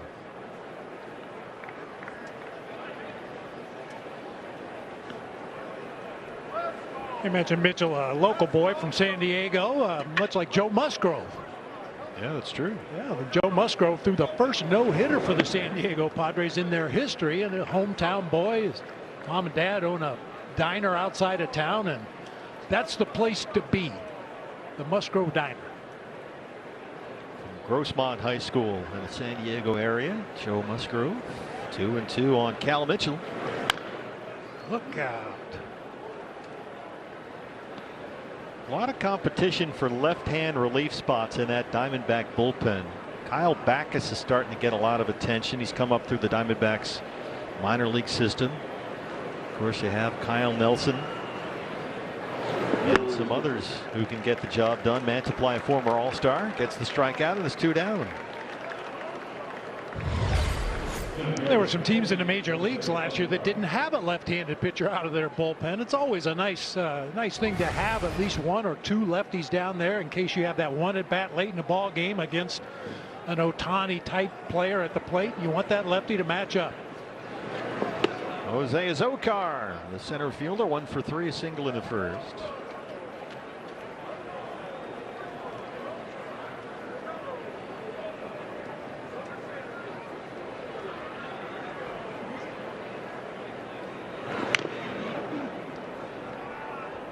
Of course, you've got Andrew Saalfrank in that lefty mix as well, the rookie from last year who was so outstanding in September and down the stretch. A lot of choices. They have some real depth all over the field, this Diamondback club this year. Some tough choices, a lot of competition in camp this spring. Boy, Mantiply's got them fooled up there. 1-2.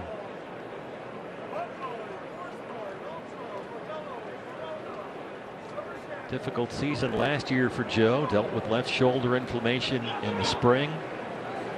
Right hamstring strain kept him out for more than a month in May and June. Kind of slumped a bit. Spent 6 weeks in AAA trying to get it sorted out at Reno. Came back through August and September. Pitched twice in the World Series. That's a season of ups and downs right there. Yeah.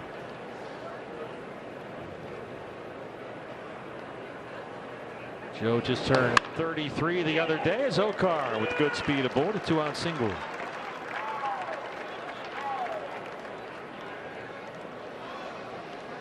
Yeah, there were stages of the season where Joe was really leaned upon heavily, especially early in the season. He might pitch 3-4 days a week, which is kind of unusual for a relief pitcher, but Joe bounced back every time, was pitching extremely well. Maybe leaned on him a little bit too much at times early in the season, but he was throwing so well it was hard not to go to him. National League All-Star 2 years ago, Joe Mantiply.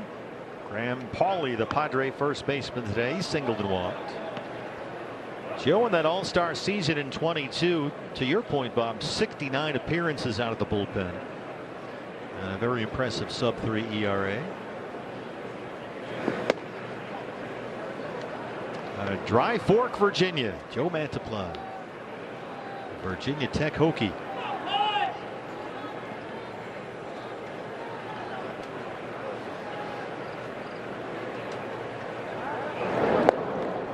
Diamondbacks have been out hit by the Padres 9-6, but they lead at 5-3.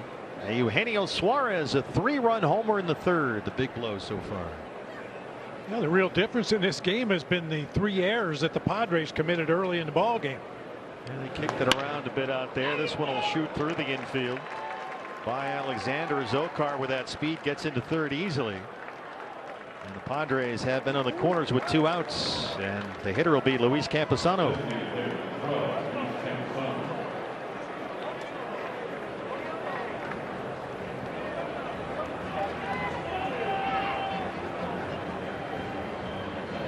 Campusano figures to be their primary catcher this year.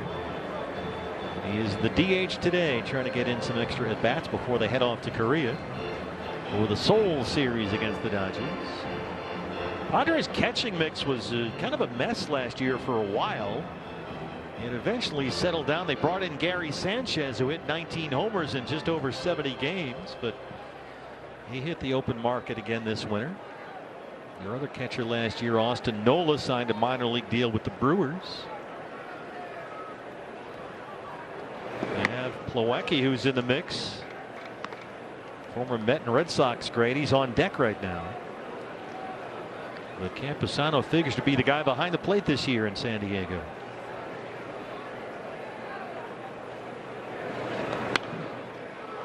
And I could be wrong, but I do not recall him batting with this stance. This might be all new. It could be. You know, guys go home for the winter or play winter ball, whatever the case may be, hitting the cages, and you start messing around with your swing and your setup, and you find something that you feel works for you, and then you stick with it. He's got his hands out in front of his face, and that front foot way over toward third base. Yeah, eventually he does get his hands back into a hitting position, but a lot of movement pre-swing. Right there.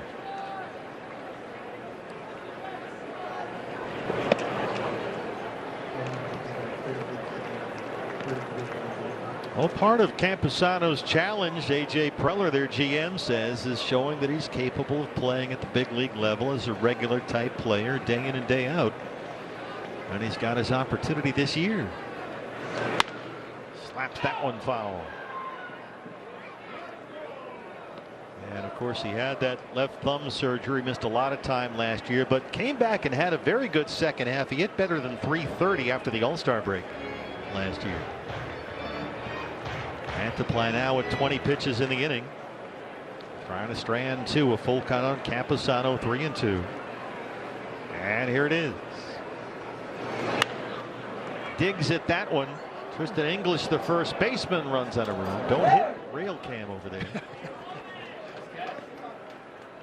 Yeah, you can hit any of the players in the dugout over there, but don't hit the camera, for crying out loud. Well, we got one camera. They got like 90 players, so. Yeah, you talk about spring training, and teams start with, who knows, 65 to 90 players on the active roster for spring training. Some non-roster players, some roster players, but we're getting to that point of the spring where guys are starting to get sent back to minor league camp to get some more work. Yeah, that happened for the first time the other day when Jeff Bannister went from locker to locker with a tap on the shoulder for some guys who went to big league camp. Mantiply loses Campusano. He has loaded the bases now with 2 outs, 2 singles and a walk all in a row. And here comes Kevin Plawecki to bat for the shortstop Tyler Wade as Brent Straw makes his way out to the mound.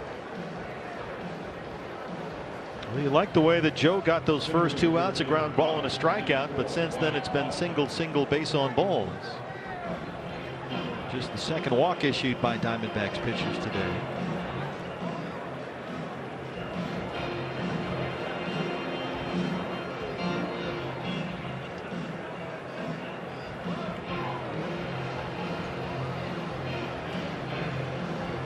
It's just more of a reset, I think, than anything else for Brent Strom. As you mentioned, got 2 quick outs in this inning and then back-to-back hits followed by a walk. And yeah, Brent just wanted to go out there, break the rhythm a little bit. Okay, take a deep breath. Let's start over again like you started this inning.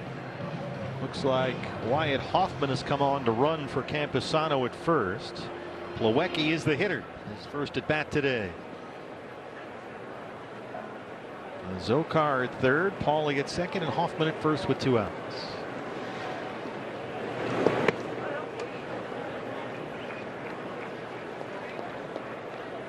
they are third to first. There is activity in the Diamondback bullpen with Mantiply about to throw his 24th pitch of this inning in only his second outing this spring. And he's behind 2-0.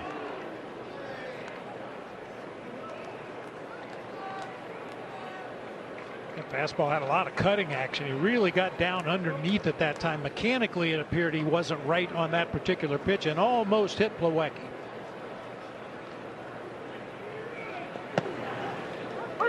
Got the call that time from Tom Hanahan back there. 2 balls and 1 strike. San Diego has out-hit the Diamondbacks 10-6.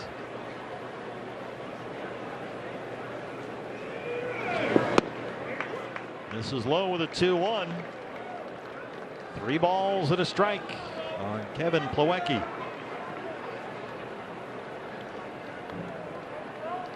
Clay Dungan is the on-deck hitter. Look out. Boy, Zokar had to hit the deck down that third base line, the runner for the Padres.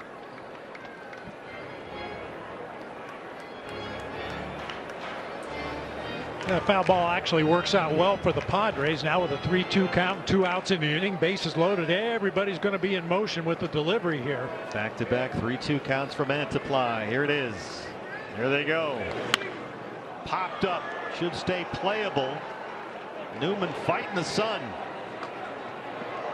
That's a veteran move right there. He's had a few spring trainings to get used to that. Mantiply leaves him loaded, and it stays 5-3 Diamondbacks. Miles an hour. There were a lot of hard hit balls in that inning. Right-hander Robert Suarez, the new pitcher for the Padres, as we get a look around Salt River Fields at Talking Stick, his 4th appearance of the spring. And things haven't gone all that well. Jake McCarthy, who took over in right field for Corbin Carroll, leads off the Diamondbacks 7th. Jake's first at bat today. 4 for 17 this spring. McCarthy has doubled twice. Last year we saw Jake try to get aboard and use that speed, but a lot of his hits were little sort of soft bloop singles into left field. And this spring we've seen more and more him start to drive the ball to right center, which is what they're looking for. 98 right by him, and it's 0-2. That same loud, consistent contact we saw over the second half of the 2022 season when Jake was their 3-hole hitter for last 2 months or so.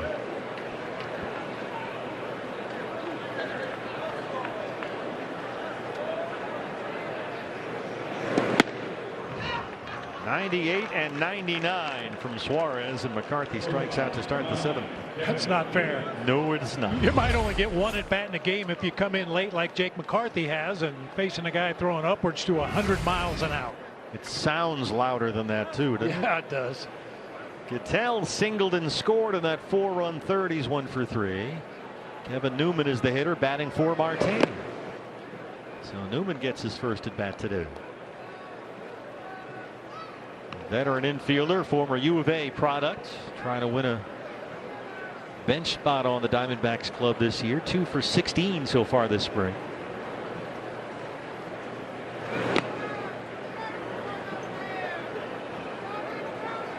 A lot of competition for backup infielder spots. Jace Peterson in the mix. They just brought Elvis Andrus in.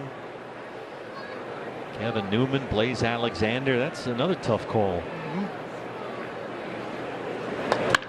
Hit hard and into left, a base hit for Newman.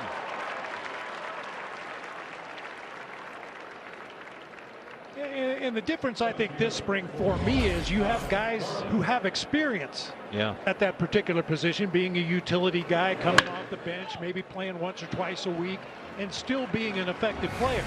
And with Newman and Andrus and some of the other guys the Diamondbacks have picked up this offseason, they've got experience depth. Newman, longtime shortstop in Pittsburgh.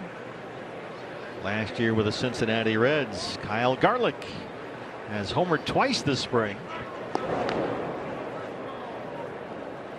2 homers and 11 at bats for Kyle. Hit a couple of home runs against the Reds over in Goodyear last Friday.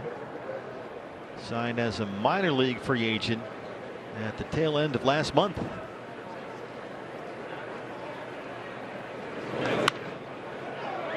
Garlick out of Chino Hills, California. 28th rounder by the Dodgers. He was traded to the Phillies the year after he was came up with LA, and was traded for former Diamondback pitcher Tyler Gilbert. He has spent the last 3 seasons with the Minnesota Twins. Kyle Garlick.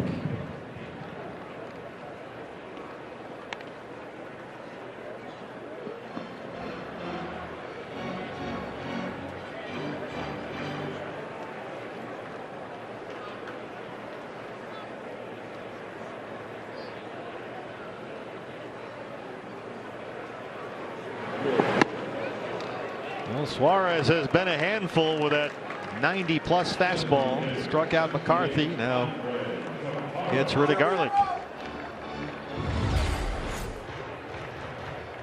There's old country hardball right there. Suarez not really trying to fool anybody, just rearing back, throwing high 90s fastball. Tough to catch up. Andres Chaparro took over for Jock Peterson at the DH spot. Seen a lot of Chaparro this spring. He signed a minor league deal in November, and he's done well. He's doubled twice. He's homered twice. Homered Sunday against the Brewers in Scottsdale, then yesterday over in Glendale against the White Sox. 25 homers with the Yankees AAA club last year in Scranton, Wilkes-Barre. He has spent all 7 of his professional seasons in the Yankee system. A guy that could play third, play some first. He can DH.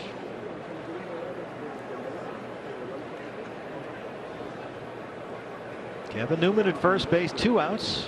Diamondbacks with a 5-3 lead in the 7th. Goes to third from McCoy. They go the short way for the force, and that gets us to the 8th inning, up 5-3 from Scottsdale. Scottsdale, Steve Berthew, Bob Brentley, and Jody Jackson here with you. D-backs TV. They lead the Padres 5-3, and on to start the 8th inning is the right-hander Scott McGough.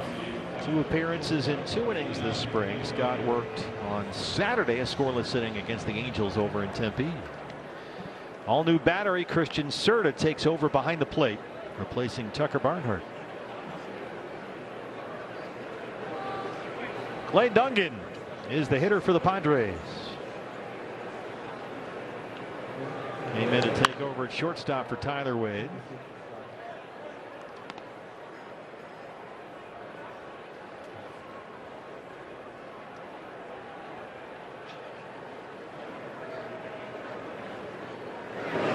Scott McGough last year, 63 appearances, 9 saves as a rookie coming over from Japan, where he was one of the best closers in the league over there for 4 years. You may recall this time last year, Scott was having some issues with the baseball. With that split finger pitch. Yeah, just couldn't find the right grip that he liked to get the consistent movement that he was looking for. It got better as the season went on. He was a workhorse, 70 innings as a big league rookie. Over one stretch in May and June, he went 17 straight appearances without giving up an earned run. One of the National League's leading relievers over the first half of the year, then developed shoulder trouble. And there's the split, gets some swing and miss, and there's one away. Good one right there. I mean, that's definitely his out pitch, no question about it. Starts in the middle of the zone, gets some tailing action, some off speed away from the left-handed hitter for strike 3. He'll throw that splitter about 40% of the time. Opponents last year hit only 198 against it. And that is his big weapon.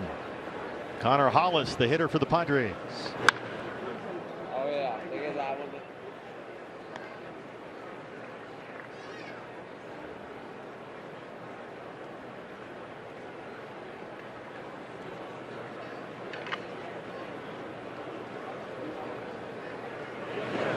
Of course, you know Scott McGough's story, originally drafted out of Oregon by the Dodgers. Made a handful of major league appearances with the Marlins after a trade there in 2015, and then did not see the major leagues again until last year. Several seasons in the minors with the Orioles and the Rockies, and then went to Japan. Had a big run there with the Eckholt Swallows. Had 80 saves in Japan. And that's when the Diamondbacks, prior to last year, gave him a 2-year deal. There's a mutual option for next season as well. Got him a hit batter with 1 out, and that'll bring the tying run at the plate for the Padres. Let's go down to Jody Jackson, who's been down there with a cavalcade of stars all day. Jody, what do you got? Oh, yeah. Even more going on behind me that I wasn't even aware of. The guys always stealing the show.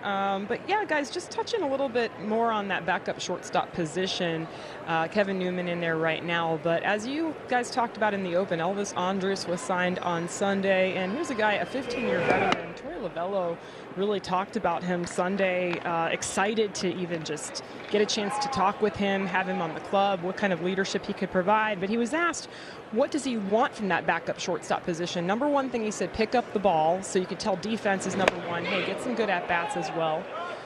But defense first, someone that can fill that role of not getting a ton of playing time. But you have to think if Andrus, who will play in a couple of days here, if that works out, what a leader he could be in that infield, even in a limited role.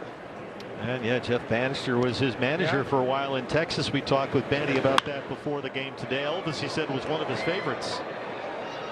Foul ground third base for Rivera. Yeah, there's 2 outs in the game. Here's Jeff Bannister. Yeah, Banny was quick to point out that Elvis's best 2 seasons were when he was managing the Rangers back in 2016 and 2017. The Banny era, as I refer to it. That didn't go over all that well.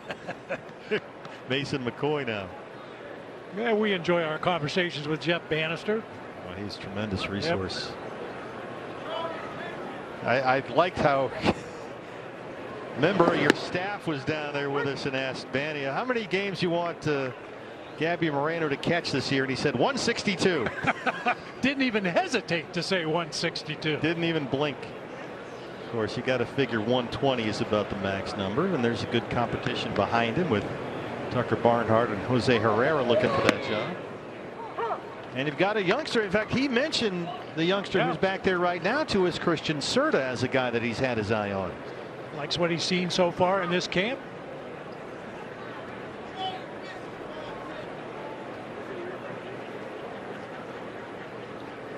McGuff ahead of McCoy, 0-2.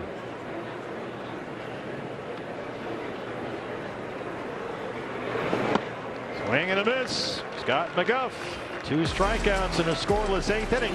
It's 5-3 Diamondbacks.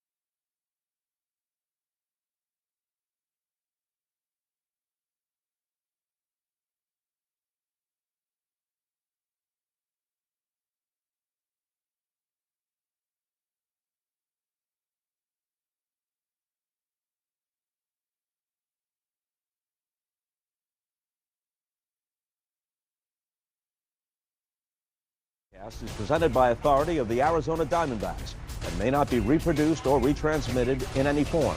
And the accounts and descriptions of this game may not be disseminated without the express written consent of the Arizona Diamondbacks. I consent to this every day. What a beautiful day. Yeah. Here in Scottsdale, Diamondbacks lead the Padres 5-3. Steve Berthew, Bob Bradley, Jody Jackson here with you. As the Diamondbacks will get us started in the bottom of the 8th inning against the new pitcher for the Padres. This is the right-hander Jeremiah Estrada on the face of Manuel Rivera. D-backs have been out hit 10-7, but they lead at 5-3, and there's ball one.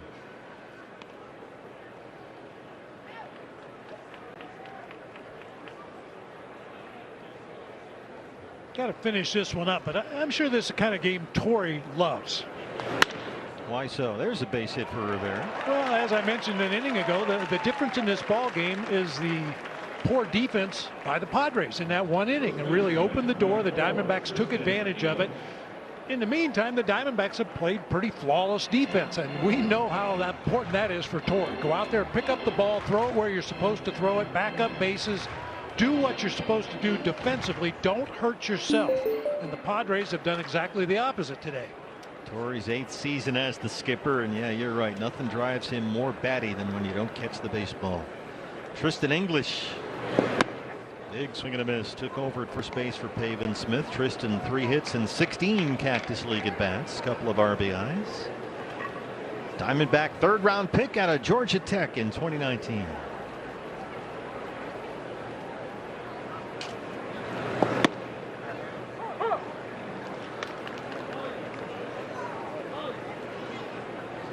It's Nat season here in Scottsdale. I noticed that the other day. It just happens overnight also. Overnight. They're everywhere. Poof.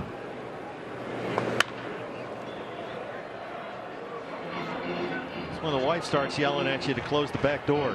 I had to let the dog out.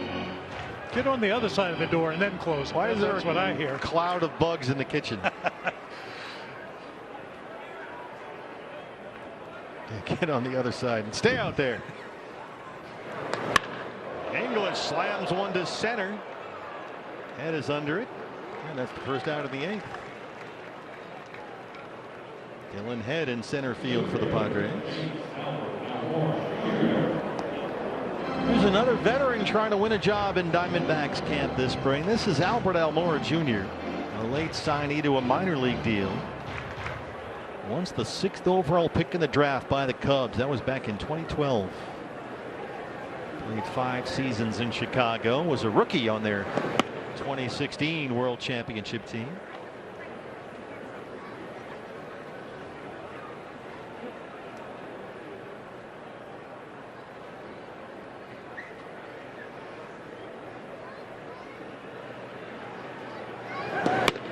And once again, as we talked about earlier with the infield situation and looking at the backups, having some veterans, and a guy like Albert Almora. Not sure whether he's going to make the ball club or not, but if he does, you've got a guy that has major league experience. Not bringing up somebody from AAA and hoping you can plug him in there once or twice a week if necessary. These are guys that have played in the major leagues. They've been regular players at the major league level. Yeah, the competition level has been raised considerably in camp this year at a variety of spots, outfield among them. Almora played all those years with the Cubs, 1 year with the Mets, spent 2022 in Cincinnati, but had real shoulder trouble and did not play last year. Got back into it with a stop in the Puerto Rican Winter League after last season and is in camp with the Diamondbacks this spring. Got Blaze Alexander on deck behind him. 2 balls and 2 strikes. That just tied him up. 2 outs in the 8th. That's not a swing you want to put on your highlight reel right there. He got fooled a little bit by a pitch and took an awkward swing, just trying to foul it off and stay alive in the at-bat. Here's one of the guys who has had one of the most intriguing springs for the Diamondbacks. Blaze Alexander, 8 for 20. He has doubled, he's tripled twice, stolen 2 bases. This guy brings a lot to the table. Very athletic shortstop, got an absolute rocket of a throwing arm. And he's a guy to keep your eye on. He's looked really, really good. Great big league name too. Isn't it? And that's his name. It's not a nickname. He is Blaze Alexander.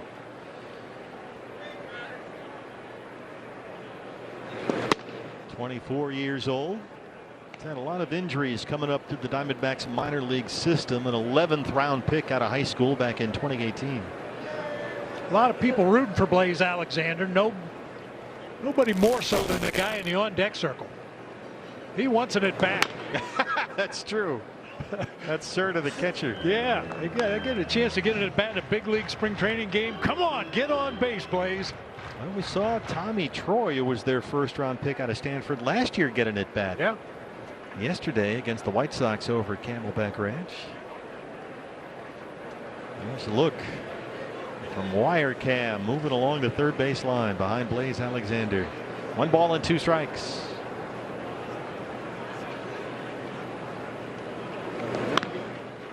Swinging squib shot bunt. And Estrada's out of the inning. We're off to the 9th with a 5-3 Diamondback lead. Back from Scottsdale right after this.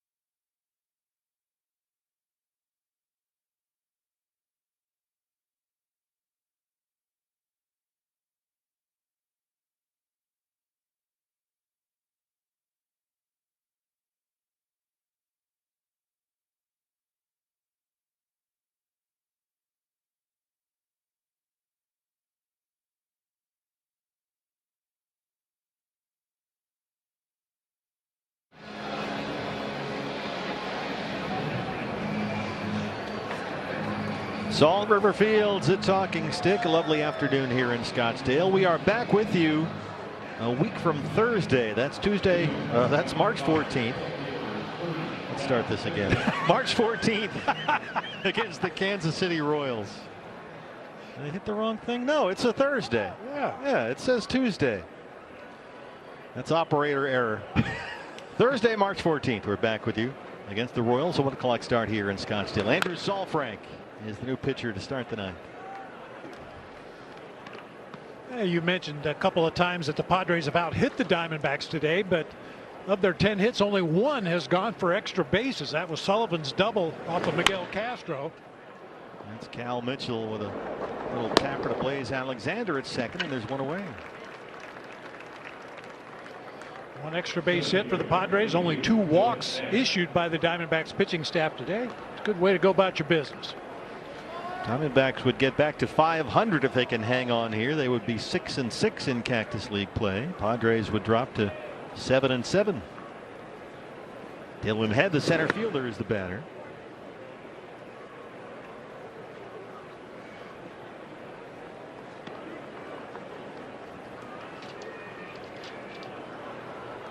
Diamondbacks have their scheduled off day, their first of the spring, tomorrow. They are back at it in Surprise on Thursday against the Texas Rangers. Christian Walker scheduled to be back from that hand injury. So that's what's ahead for Torey Lovullo.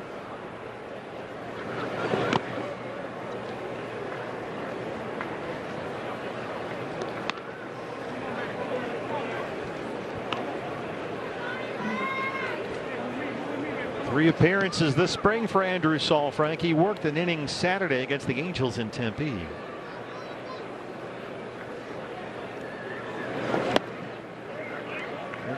We saw this in the playoffs, especially with the Phillies, that curveball's not surprising anybody anymore. It seems like hitters, especially those Philadelphia hitters, were willing to wait him out and spit on all those curveballs. Yeah, unfortunately, when you have a signature pitch like Saalfrank does, that big overhand curveball, 12-6 break, teams start looking for it, or they know you have it, so they're not caught by surprise as often as you might expect. And unless he starts dropping them in the strike zone for getting those called strikes and then forcing them to honor that pitch, they're just going to keep taking it. We saw that a lot in the postseason.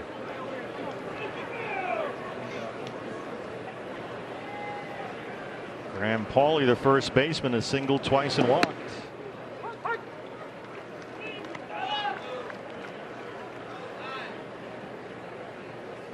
Pauley, 23 years old, a 13th rounder out of Duke 2 years ago, and has drawn a lot of attention in their system. He was the only Padre minor leaguer at any level last year to turn in a 2020 season.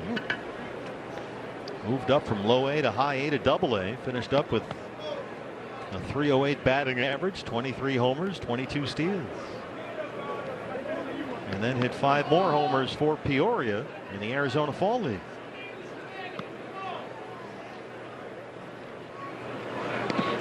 Nice block by Serta, the youngster back there behind the plate. And you have to know when you are catching a guy like Saalfrank, some of those curveballs are going to end up in the dirt. You know you're going to have to block some pitches, and so far Serta's been up to the task. Well, he walked head, now behind on Pauley, 3-1. Homer Bush Jr. is in the on-deck circle for the Padres. Back-to-back bases on balls. And Padre patience has created a pair of base runners, and those are the tying runs with 1 out in the 9th. And now here is Homer Bush Jr. Only 2 walks all afternoon for the Diamondbacks pitching staff, and Saalfrank walks 2 in a row. That's highly unusual. That happened a lot to Andrew in the postseason, was falling behind in a lot of counts and was not as effective in October as we saw him in September when he did not give up a single earned run. So 2 on and 1 out. There's the first pitch strike. Homer Bush Jr. from Grand Canyon University. Nice. Well, that program has just really turned into an outstanding program over there.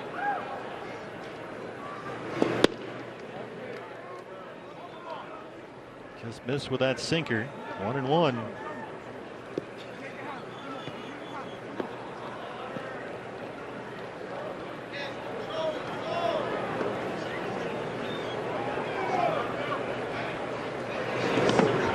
Another block by Serta. Saalfrank looking for a ground ball here to end the ball game.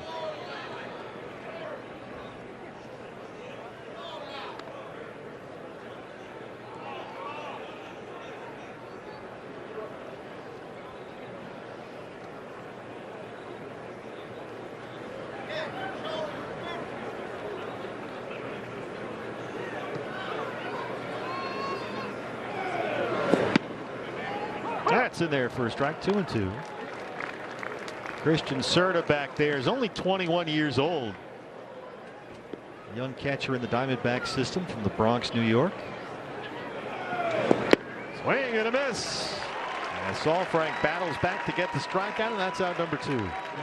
Yeah, when things get tough, go to your best pitch, and for Saalfrank, that's that big curveball. Finished off Homer Bush Jr. with back-to-back curves for strike 3. Kevin Plawecki now. 2 on and 2 out. Last man standing for the Padres.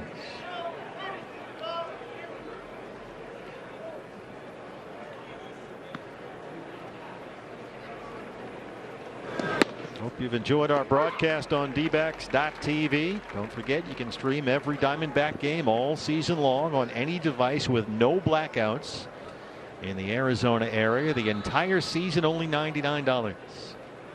dbacks.tv. You can watch live, you can watch on demand. Entire season of baseball for $99. Been a busy inning back there for young Serta. He's had to block a number of pitches in the dirt. Ed is the runner at second. Pauley's at first. 2 outs in the 9th.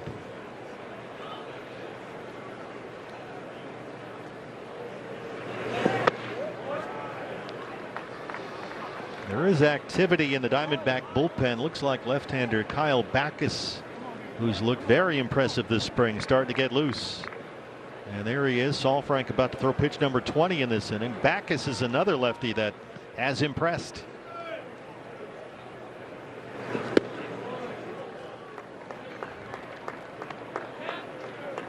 Well, for Saalfrank, back-to-back walks earlier in this inning. This is his third 3-ball count in the inning. He's only faced 5 batters.